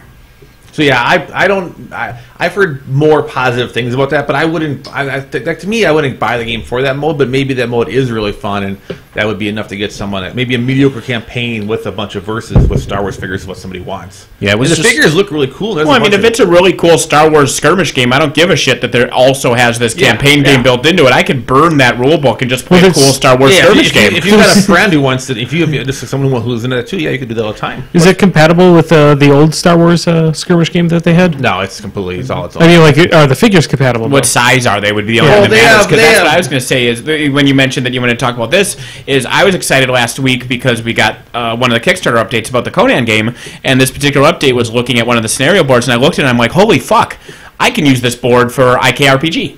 Yeah. Mm-hmm. Like, there's no reason I can't have adventures on this board. And all of a sudden I just realized I'm going to get like these 10 awesome scenario boards, and there's nothing stopping a DM, like, and obviously it doesn't have to be me, like people out there. You know, you can use these mechanics for other things. So as long as the minis are the same size. Mm-hmm. The Conan board game is fun because they give nice updates, and they're always apologetic when they run into like a glitch. They're like, oh, by the way, our shipping company fucked us, so it's taking a few months. Super fucked, which is a shame. And they're like, and I never get mad about that kind of shit because you can't control. But wasn't it like the French government seized all their money or something? Like they got too much money, and so they couldn't have it. They couldn't get the money. Yeah, because it was like through Amazon to them. They lost. They couldn't access like their $2 million or whatever they got for like an extra 90 days. So they're like, well, we want to do this, and we started on some of the artwork, but we can't do any production until we get our money from the government. Yeah. So they've been having some odd problems, which obviously they didn't think was going to happen. So next year I'll have a Conan game. Yep. That's the longer they push back the pledge manager, the less it'll hurt when I have to explain to Raylene where all our money went. Yeah. 4 versus 1 games. Did they take your money already? I did the pledge that I had to do to get the Kickstarter exclusive stuff. Sure. So I already paid for all the exclusive stuff. When the pledge manager opens, I'm just going to buy everything. Okay, so they're going to have they still have to send the backer kit out. I'll talk Brian out of having everything, and I'll just give him a few $100 and buy his. I'm either all or in. If I only had the core without the extras, it'd be useless. I'd throw it away. It would. Yeah. There's no in between. Unless one of us is moving away, there's no reason for our group to have 2 of everything. I 100% agree. I made a couple mistakes with Kickstarter. I'm happy about most of my decisions. That's the one I didn't have to do. Yeah. But, oh well. My last comment on Imperial Salt is what's weird about it. If you play 4 players, like I said, every player gets 2 actions. If you play 3 players, 1 person gets to do 2 actions. And then what we found out the few times we played when someone missed, the game became super easy for the players. Because when you're able to say, this particular person, because it changes each turn. So if you just 2 of you take 3 and 1 gets 2, so it averages out to 8. So you know if the person that is getting stunned the most can get that extra activation, that's 2 more things they got to do, or you get to move extra farther. It oddly broke the game in the player's favor almost too much. Well, because you're getting the same number of actions, but you get to kind of attribute them more accurately to where you need them. Yeah, exactly. Which is weird. So I think at 3 players, the Imperial player almost has to go all out and do everything mean because the players have such a weird advantage. Because the Imperial player doesn't know where that extra activation is going to come from. I wonder how much of it is that. I wonder what it would be like if you had 1 player with 8 actions. If you play 3 players, 1 versus 2, then each player just gets double actions. So it's like depending on how you break up the actions, it breaks down. If you did 1, if you just did 1 on 1, then it would be the same as 4 because the actions wouldn't be manipulated, but 2, 3, and 4, the actions are spread out differently. But yeah, that's it. So I'm hesitant on the game. Our group definitely, our DM kind of had fun. He couldn't understand that taking away our actions or getting us, overly stressed was he didn't see why we had a problem with it, and I don't know how to say. Well, I just was like, it's just not fun. I mean, when I don't care if I win or lose. If I'm able to do cool stuff, we have these cool battles, and we just come out on the wrong side of things, whatever. But when I can't do half my things, why am I here? Yeah, I agree. It's not fun. It's pretty popular in Board Game Geek, and so people are enjoying it. So good for them. I mean, it's an expensive game, so if people get to play it, I mean, it's it is what it is. That's all I got. That's my thing. Do you have anything else? Topics? Are we zappiting? Or we have anything else? I think we got kind of zappy time. Yeah, we could do some zappies. Twitter does not appear to have that many. Do we want to maybe... No. Okay. Don't even. I know where you're going. Where are you going? Son of a bitch. What? He's done. Nothing. I went 0-5. Nobody got I got a coin. Did you get a coin? I did. You suck. Andy, did you get a coin? Yeah. Andy helped to run. Yeah. You ran. Hooray for everything. Amanda also she was very happy that she had the same record as you. Yeah, the player who didn't. I beat her on strength of schedule. Yeah, I guess so. But she said she went 0-5 and had a clean house. Yeah. I said that was very gendered of her. We had 3 ladies at the event. They all went 3 and 2. Yeah, pretty decent. Good job, ladies. And one got the best troll coin. And one tied for Legion. Almost, We got best scoring. Casey almost got the Legion. Man, her strength of schedule wasn't very good. I wonder why. The Acker, she played you. The Ackers won Prince, so they got both Prince. I forgot what she kept coming over and cheering me on at my game. She's like, "Go, Nathan, go!" I'm like, "Wow, Casey's being really supportive." And then the last game, she's like, "Damn it, Nathan, win so I can get a fucking coin." I'm like, "Oh, you don't care about me at all." She probably doesn't. Hurtful. You disappointed last people on strength of schedule. All right, I have Facebook's already. Do you have last week's Facebook? Yes. Because we didn't answer any of those 4. We did. Did we? No, those were posted on Thursday when I made the announcements about. Okay. Oh, one thing we should talk about before we go to Zappity Grumble is the Crippled System Rumble tomorrow. Which I almost forgot about. I almost made the plans tomorrow. Oh, fuck you. Crippled System Rumble. Yay. Crippled System Rumble. It's 7 p.m. to 8 p.m. We're doing a thing. 7 p.m. to 8 p.m. or until, 7 p.m. until somebody breaks a controller. Yeah. So what we're going to be doing is we're going to be playing some video games with all of us plugged in. Not Brian. Brian will be there. I could be. Jeremy will be there. Yeah. This will be Brian, Geezy, Nathan, Andy, and Jeremy. Yeah. Possibly Katie in the background. I don't know if that's possible, but we'll have the old school Crippled System cast. There you go. Someday it'll be the old school cast. You get to come to that. Yeah. At least I hope I didn't make the B list. No, see, you're like Next Generation. Yeah. So you're like, but you might be the Denise Crosby of Next Gen. Just heads up. But you are in that echelon. I'm getting there. Yeah. Yeah. One of these days, you guys will have to haze me somehow. I don't know. So being on the podcast is pretty much hazy. There's a difference between hazing and punishment. All right. Well, I've got those 4. You got those 4? Yeah. I've got them all. Well, you can't have them all. They're on different screens. Well, somebody then fucking say here. Gornus78 in the thread, who again might be 37. He hasn't verified or denied it yet. Asked if we looked at the Reaper Bones Kickstarter that ended yesterday. No.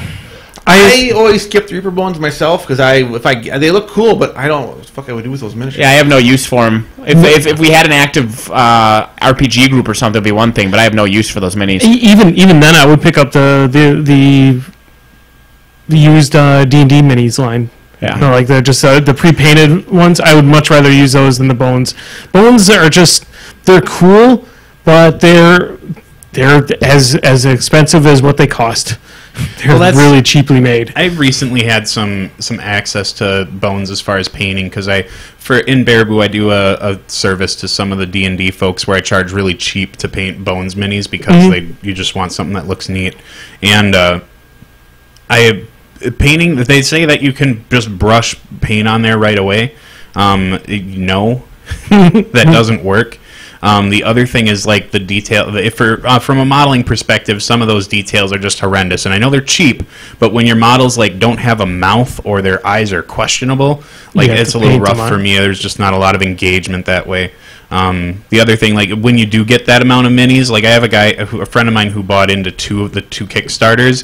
I think he has some that he's never even opened, and that he might just be stuffing his mattress with. It's a lot, way too much. It's to me the quality for them. Some of them are actually really decent quality, but it feels like the old Milton Bradley miniatures. Just in the terms of how they're sculpted. I mean, the details around the mouth. Bradley Cooper, yes. What? Milton Berle did miniatures? Milton Bradley. I said Milton Bradley, did I? Yeah, you said Milton Bradley. Yeah. Was Milton Bradley founded by Milton Berle and Bradley Cooper? No. Fuck. Well, the other thing, one last thing I'll say about bones is if you want anything with a harpoon or a sword, you will have to just live with the fact that they're wielding a fun noodle. Yeah. Yeah, that's the other big thing is, anything with a weapon, you can't even just straighten them. Yeah. You can't, like, cool them down, heat them up, or temper them in any way, shape, or form, or you're going to break them more likely It's like the than not. Metapraetorians. They're plastic now, so they're fine, but the Metapraetorians were questionable. Yeah. Do I have all the pieces? I think I have the swords. I could replace some of your other swords. But anyway. Zappity Grumble. What is the coolest caster kill you pulled off with a power attack? I can't remember at all. No memory of it. Just a trample. Tramples are cool. Yeah. I mean... I didn't. This one I didn't do, but I did witness somebody use a conservator to throw Balder into a daisy chain of druids so that Axis could get his way through to him. That was pretty legit.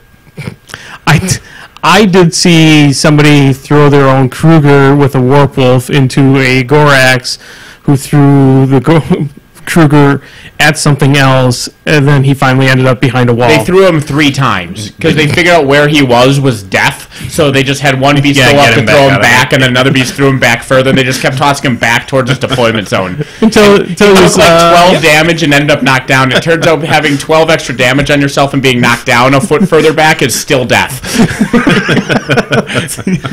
So I guess that's probably the coolest thing I've seen, but it's not one I did. Yeah. It wasn't a power attack, but it could have been done with a throw or a slam or something. But they had the old scenario where the hole in the middle got bigger and bigger, and I Gorton feeded and pulled somebody's caster into the hole, but it wasn't a power attack. But that was cool. Yep. All right, Zappity. Grumble. I think I've Gladiator slammed things and got the dexterous of the Gladiator to get up to something. That's all I can think of. Yeah. Because it's like the Grand Slam, which is fun. Grand Slam, so then you're in base-to-base contact with them. Yeah, because he followed up. It slams farther and you move up. Did you just plug Denny's with the Grand Slam Witch? Oh, yeah. Ooh. No. Okay. Zappity. Hamburgers, cheese or no? Cheese. If you put cheese on it, it's not a hamburger anymore. Yeah. It is a cheeseburger at that point. That is a valid point. Yep. Zappity. Grumble. What would be? I will say this, and I'm going to be, I don't want to turn into this guy on the forum, or not the forum, the podcast. These are different things. Let's see, it's the malnutrition doing this to me. Is that recently I've been trying to shave some calories off of how much food I'm shoving down my gullet, and I found an easy way to do that is to stop putting cheese on things. And a hamburger without cheese isn't as good as a hamburger with cheese, but I don't miss the cheese as much as I thought I would. What I would do, I have a coworker who stopped eating bread. I would rather have meat and cheese without the bread. I give me the meat. Yeah, and just have like you could do that. I mean, because at that point you're almost just having like a steak. No, I have a friend who gave it bread. I'm like, I told him I think I'd rather be dead. Yeah, I love bread. But if I had to choose cheese, like we did the whole cheese or. Well, I still. But I would get rid of the bread over the cheese. I eat cheese and crackers as a snack still. Yeah. It's just like and it's delicious, and I love the cheese, and it's good. But like the burger, like a nice juicy burger with some. I know you guys go to No Garden, but with some lettuce and tomatoes, and the condiments and some fried onions and stuff. Like it's really flavorful. I don't necessarily need that slice of cheese, and it cuts out like 200 fucking calories. Other things like for me, I don't put. Since you don't put the garden on there, you need the cheese. Yeah. That's also my bumper sticker. I need the cheese. I support Scott Walker next to all sorts of liberal things just to throw off people when I drive around. Gay marriage now, a woman's body, a woman's right. I support Scott Walker. Yeah. I love high-speed trains. I'm gonna. Man, I almost want to do that. Ironically, I like to troll people. I don't know if you know this about me. I've trolled people in the past occasionally. I am so tempted to get an I support Walker bumper sticker, but I'm afraid what I want to do is just to see what will happen in my car. I wonder, because there are some crazy liberals in Madison. Just put it on other people's car. Well, I want to put it in my car. I want to put it in my car, park it somewhere, and just sit back under a tree somewhere, and just watch my car and wait for someone to come break it. Just park it at the Planned Parenthood headquarters or something. Park it on UW. Yeah, just right there on State Street. Yeah, I just want to So that's my one. But I like my car. You could see the car fire from orbit. Yeah. But anyway, sorry, I'll tackle that one. No, it's fine. That's fine. Zappity. Yeah. And what would be on the Crippled System burger? Meat and cheese and beer.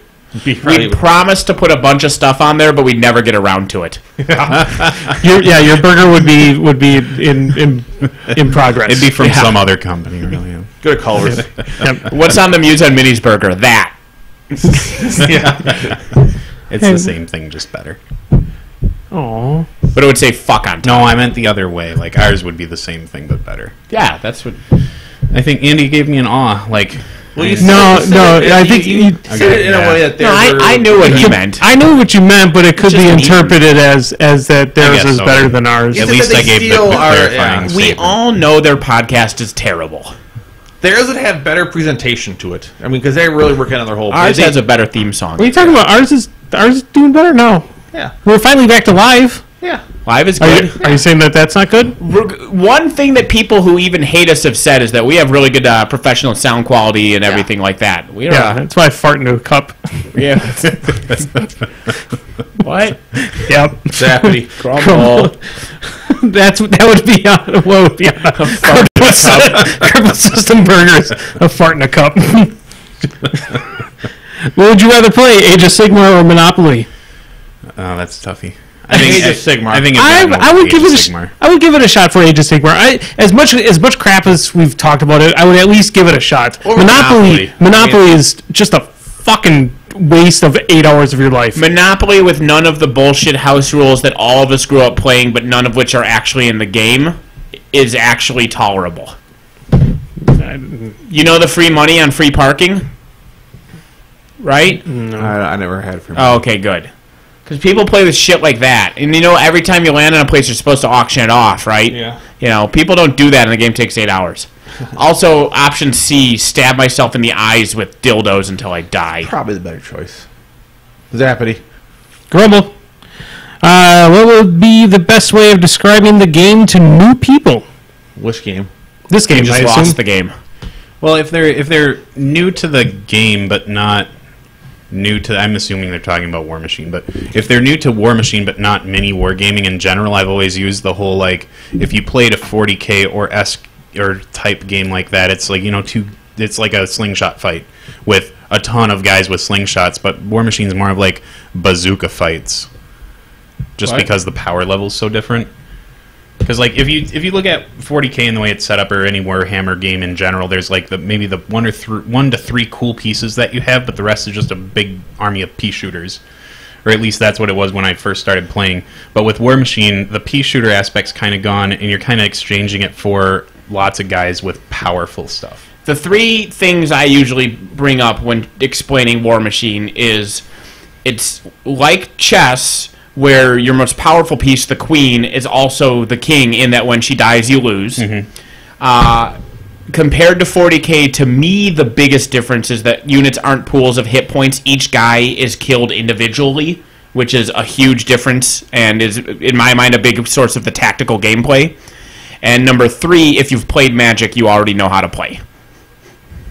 Because it's very, like, Magic players always take the War Machine really easy. Because they have, like, the untap and upkeep phase. I mean, it's like the control phase, the maintenance phase, and everything like that. I've just found those 3 things to be relatively true. And I was like, I'm talking to people who play 4K. I'm like, you know, the fantasy, the GW world is you roll mass amount of dice going off of percentage. And this is smaller dice, but more mathematically figured out. The bell curve, yeah. Mm-hmm.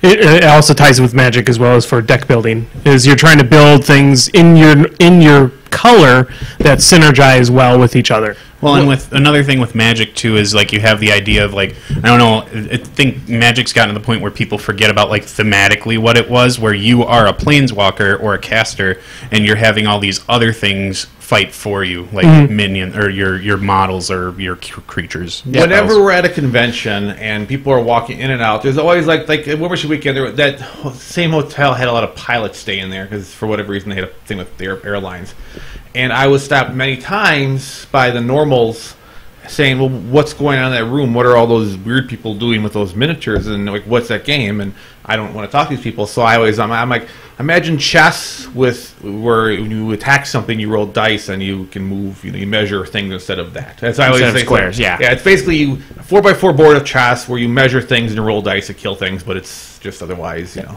then I'll leave me alone. Yeah. If I say chess and plus, then did you pull up the other three? No, I'm. You said you had both. He's got them. I got them right here. Okay, Zappity. I was waiting chat. That's what I was gonna. Oh, okay. Casually segue into that. All right, let's go. I have one from the chat, and Zappity. I'll let Brian answer this because we all know the correct answer. Are both the Lords of Waterdeep expansions worth it? If you're gonna play Lords of Waterdeep, you want the expansions. It enhances the game tenfold. Zero reason to ever play Lords of Waterdeep without both expansions if they are available. I would even say just jump straight in. Don't even worry about it. Just Lords of Waterdeep is complete with both expansions. There's no reason to ever play without them. Correct. Even your first game? Yeah, even the first game. Even first game. They don't. One of the expansions One of the expansions adds zero complexity. It just adds 3 more spaces. Yeah. And the other expansion adds skulls, which are super easy. The skull spaces are better, but they give you skulls, and skulls are bad. End of explanation. Gotcha. That's not hard to add to what you're already learning. Mm-hmm. Zappity. Grumble. It would be like, not playing with that would be like saying, oh, your first game of chess, you shouldn't let pawns move twice because it's really confusing. No, it's not. There, you already explained it. Just move on with life. Zappity. Rumble. All right. We're not holding to the sanctity of Zappity Grumble. It's always Zappity. It's always Zappity Grumble, and then end the conversation. You say always. Not always. Not always. I know. I'm a hypocrite. Zappity. Yeah. Grumble. Because in general,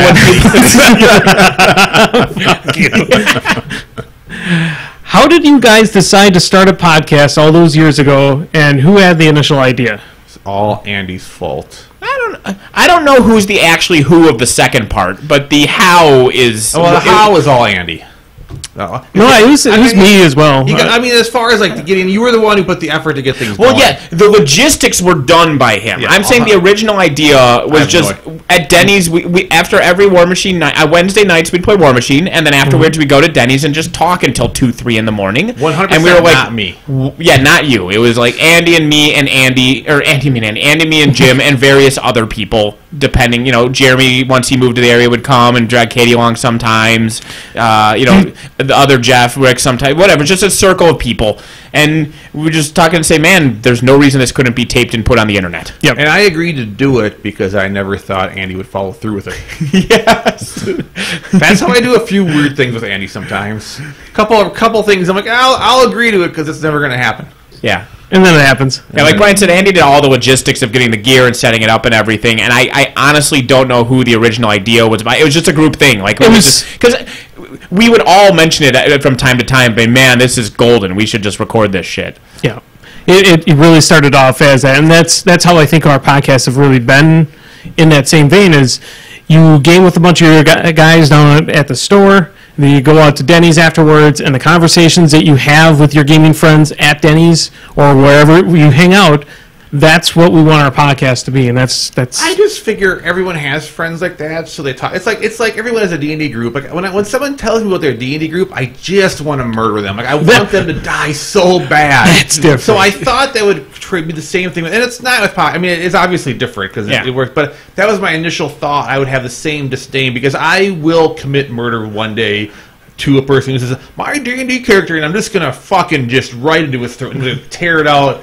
I just gonna fucking like Roadhouse, Patrick Swayze the thing, and then I'm gonna just hold it up in the air and just fucking eat it, and just like it's gonna be amazing.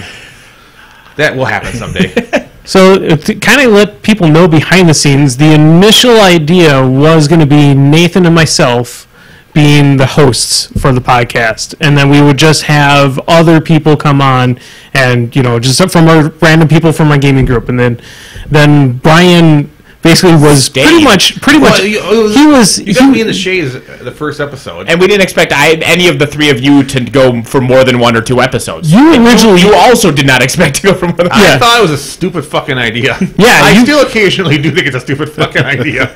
You didn't. Yeah, you had no desire to be on the podcast at all. You just kind of agreed to do with it, and then we had Jeremy and Katie on then too, and they're like this. I guess they had fun. Yeah. And then it just kept on going. The whole co-hosts just kind of fell around the wayside. And Katie got her crazy job, so she could have come on. I mean, she has been on. I mean, her job went crazy like November, December, and she's been on twice since then. She's actually probably quitting her job in the next couple of weeks. Yay! Well, she realized on Saturday her day of being trapped in Illinois, having problems with the cops, being stranded around strange people at a truck stop without food or water for the animals was less stressful than a day of work. And she had that epiphany going, wow, this is actually not that bad compared to a Monday through Friday. I'm out. Well, she's just disappeared from the social life. I mean, we used to go to Jeremy and Katie's for board game days on weekends, or just drinking, watching. Yeah, and I'm the one who sees them the most. I mean, even when I went a lot, I saw them more than anyone else. And now I see them once every couple of weeks myself. I mean, and I barely. I mean, I'll talk to them online or chat a little bit, but I very rarely see the Shays myself. Yeah. Well, I know that one as much of a Facebook stalker as I am. I know they got like a super cool fancy game board table. I just wonder how much that thing's been broken in because of the stress in their life. We managed to get the Imperial Salting going there every week, but yeah, it's not using them. I mean, I think when Katie gets a new job, she's going to work part-time doing some stuff. I think we'll start seeing them and probably hanging out and gaming there a bit more. But yeah, she works a lot of weeks. She works most weeks 6 days a week. She puts in multiple 13 to 15-hour days.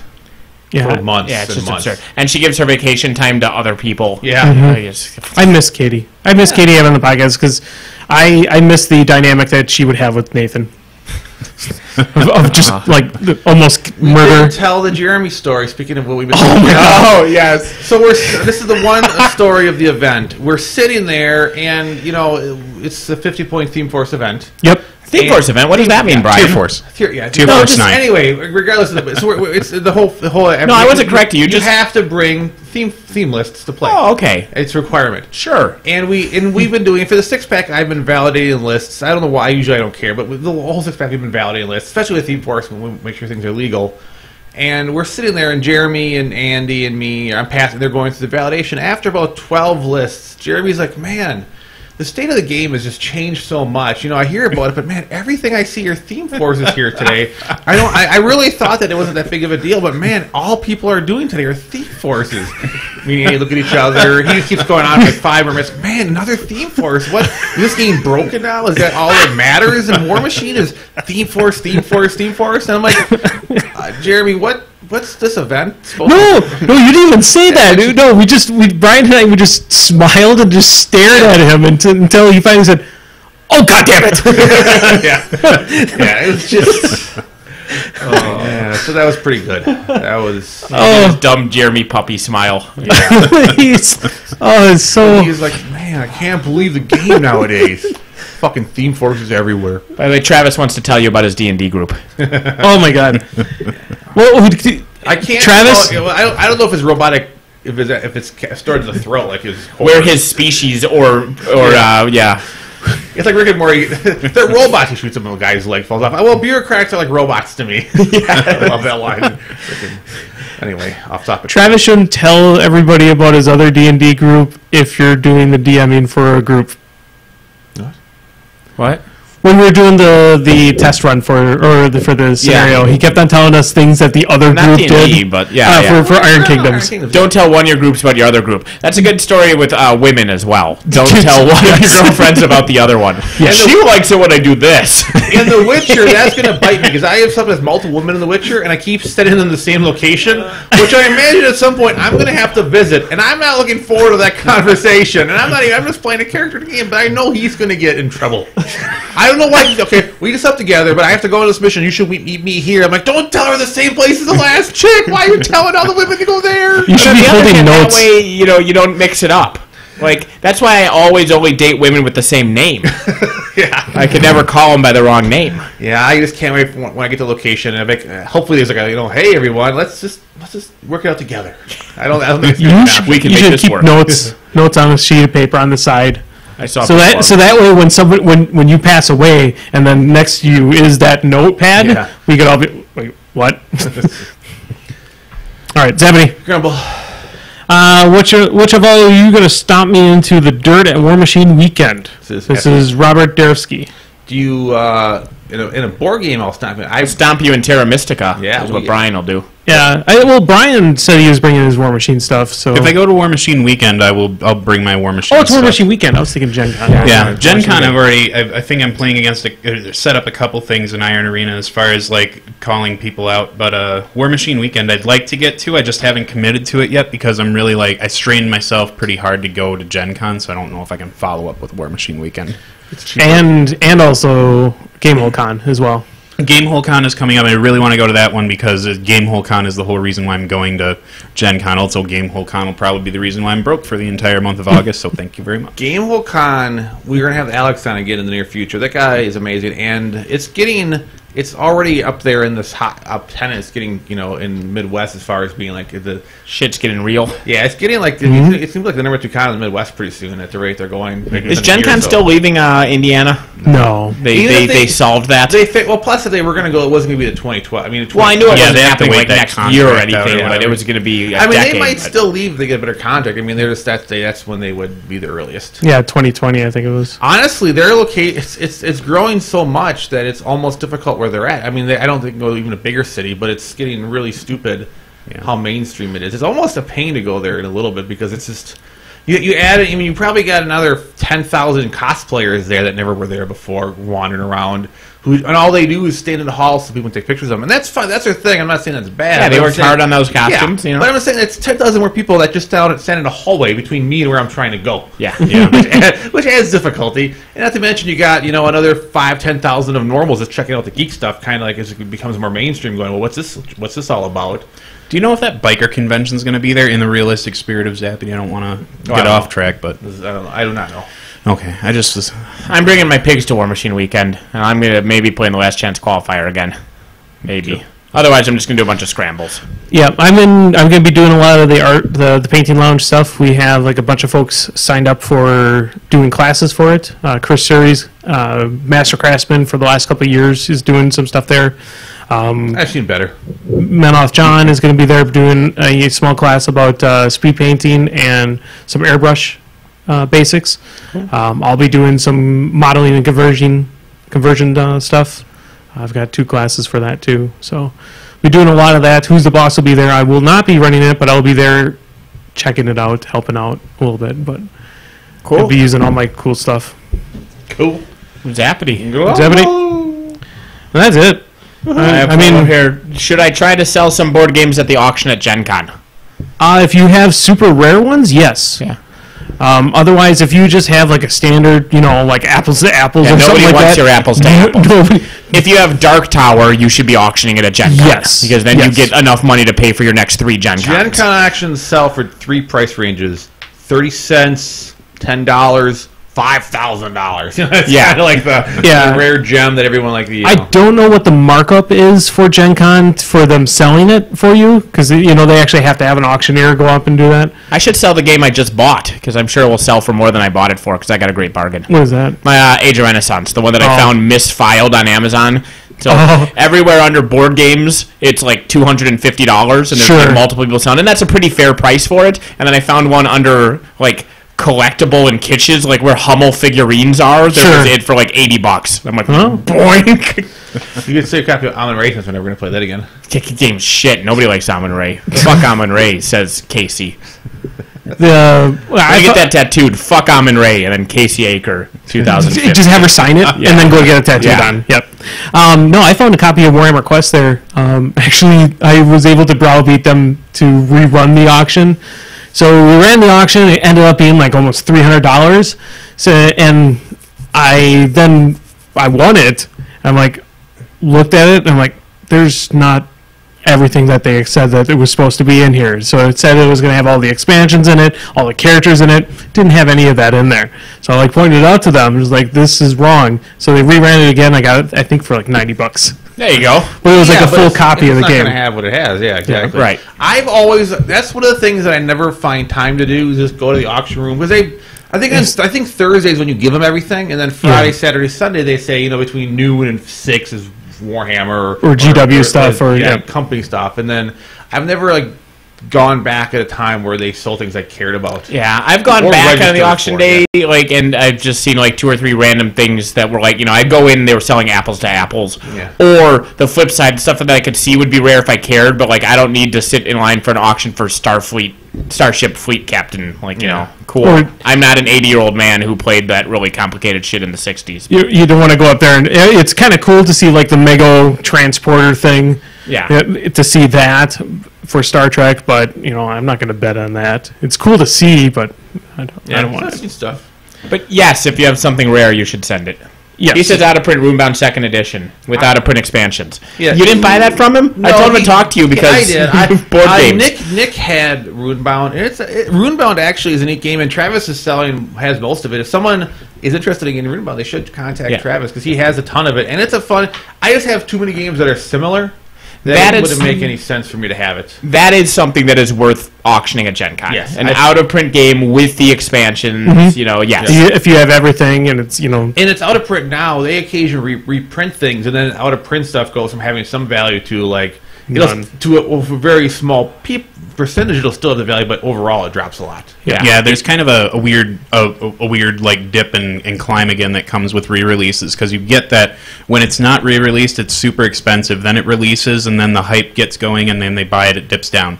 And then once the second release is kind of over and done with, that it starts to slowly climb back up, but it'll never get back to where it was originally. It's like my copy of Fortress America is, it used to be made of solid gold, and now it's, I can just buy Fortress America at a game store. My second edition of Dungeon Quest was insanely valuable up until the reprint. Yeah, now it's and if you're a Magic player, you know all about that kind of stuff. Like Dead of Winter, that one was actually going for a lot of money, but now it's out again. Yeah. So there you go. I think we should play that. Spell Wars, Epic Spell Wars was like that for a very short period of time. After the first print run, they ran out all over the place. It was really hard to get, but now it's not that big. Did you buy Bring Out Your Dead yet? No, not yet. I was just thinking about that today, because I'm like, man, I should have told Andy yes, I would play that if he bought it, because then I can play it. Instead, we talked you out of it. No, you didn't talk me out of it. We told you to wait. I'm not going to get it. We gave you an honest answer, which it won't get played until October anyway, so you don't need to buy it till October. But on the other hand, I was like, I'd play that. Yeah. Exactly. So we have recommendations? Yeah, sure. Should make it quick. I have a weird kind of lifestyle one, which is use less of your cleaning products. Because you use too goddamn much. Like your toothpaste, in the commercials, they put that big swirly dollop on there. You're supposed to use the size of a pea. Yeah, that's like the width of the nozzle, that much out. Like just that little bit is enough to do your mouth. That's Colgate marketing and not the ADA telling you what you need. The other one, you look at your when you're doing your laundry, or when your wife's doing your laundry for you, depending on if she lets you do your laundry. See, I just did my laundry badly enough that my wife doesn't let me do it anymore, which means I don't have to do it anymore, which is great. She's like, separate the whites and the coloreds. I'm like, we stopped doing that in the 60s. I'm not doing it in this household, so now I don't have to do laundry anymore. I don't actually change hot to cold. I do everything at the same time. Whatever temperature it's set to, I leave it because I don't know what's supposed to be what, but I do separate. That's as far as I go. If you look in the cap, so you take out the cap, you fill the cap, you dump it in, right? Fill it to a line. That's the thing, if you look inside that cap, the cap's this big, and there's faint, tiny lines that say 1, 2, 3, 4, and down here at the bottom, like a half an inch up on the inside of the cap is the 1. That's where you're supposed to fill it to. Depends on the type of detergent you get, because there's some there they use the energy saver washers that require you to have only that little. But the point is, you don't fill the fucking cap. Like, that's way more than you're supposed to be using it, but they make it seem... detergent. Well, next thing you're going to do, you're going to tell me use a Dollar Saver Club instead of buying... No, I'm not going that... I'm just saying, I'm not saying change what you buy. I'm saying the shit you already have, you are using at least twice, if not 4 times as much as you should. Shampoo, you don't need to have lather out to here. It feels so technically, you shouldn't have to shampoo every single day either. Correct. Exactly. Yeah. I don't shampoo or change my underwear once a week for both. One of those might be worse than... Is it from Saturday to Sunday? That'd be change your underwear on the Sabbath.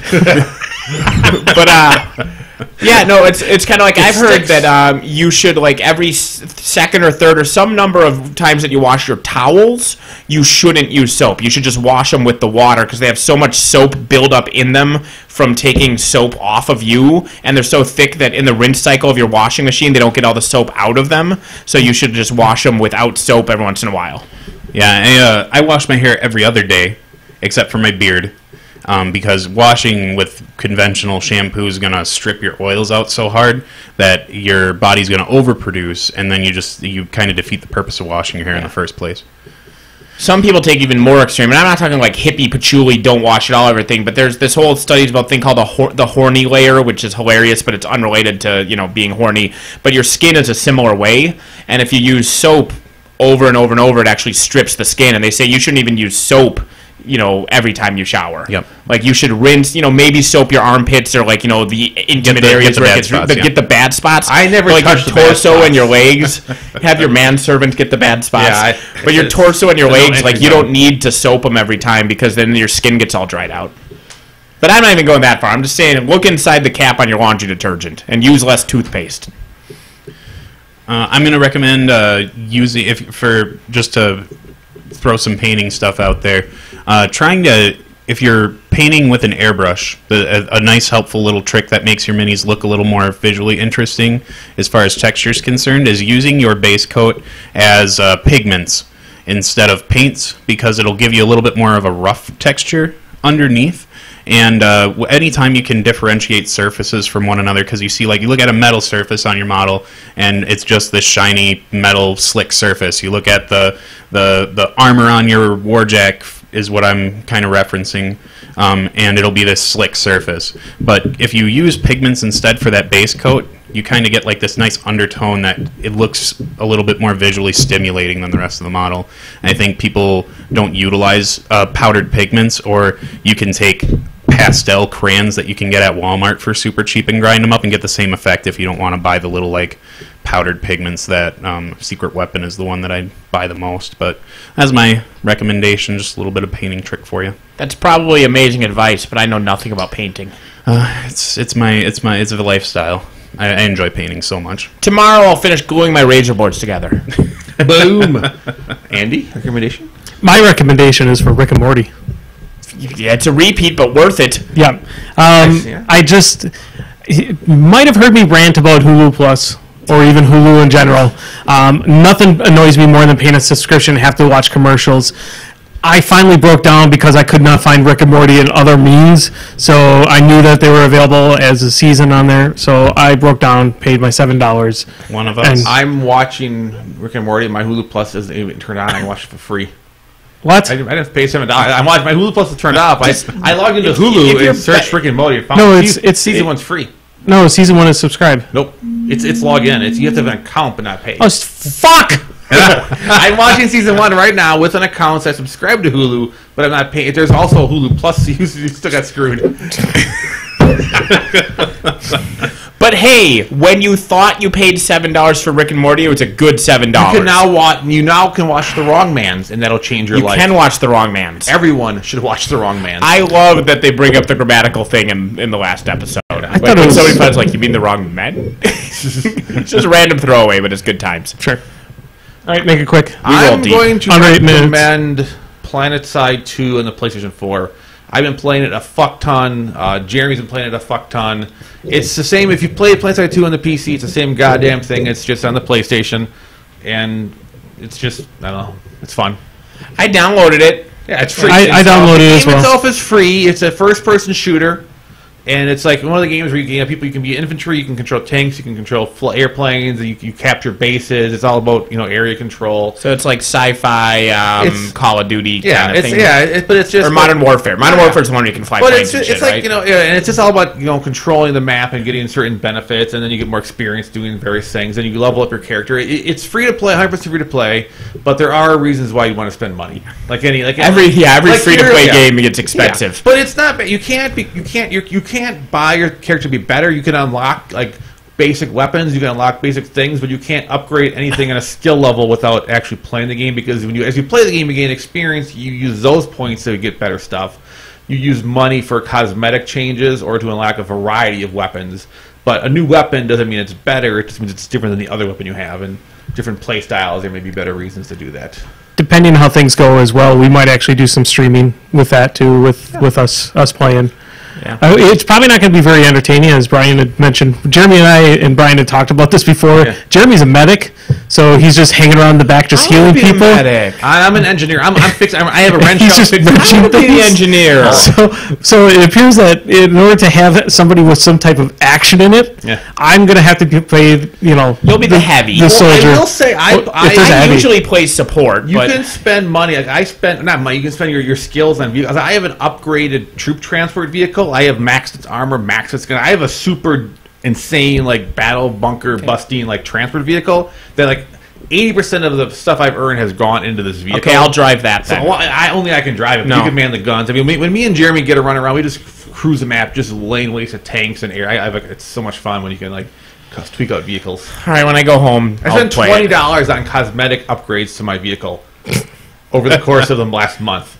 I got a new grill, I got tailpipes, I got a horn, I got a cool symbol on the side. It's ridiculous. How do you play? When do you play Heroes of the Storm? I typically I'm trying to play Planet Side. Jeremy doesn't log in until about 9:30 at night, so from 9:30 to midnight I play that. When I get home from work, I've been trying to log into Heroes. I haven't logged into much to Heroes in this last week. I did play a little bit, but. So from I get home to work until about 5 or 6. So about 2 hours of Heroes when I first get home. Okay. Because Raylene's playing third shift. Raylene's working third shift the next 2 weeks. So I will be alone, and I can only masturbate so much. So I need other things to do. Gotcha. All right. Could I throw one more painting recommendation out there? Very super quickly. quick. It's Schnauzer Face Miniatures on YouTube account has posted another video painting an extreme juggernaut. He posts them very infrequently, so when he does, it's really awesome. I'm sure he's got people beating down his door to post them, but check it out. If you're stuck on a painting technique, or if you want to try and get to a next level, he's a really great entryway to get into those. It's amazing work, so I think I'm good. SchnauzerFaceMiniatures.org net. YouTube something. YouTube.org SchnauzerFace.net .com. Okay. HomestarRunner.net. It's .com. That's probably a good way to end this. That was my assumption. Good night, everybody. Bye-bye. Bye.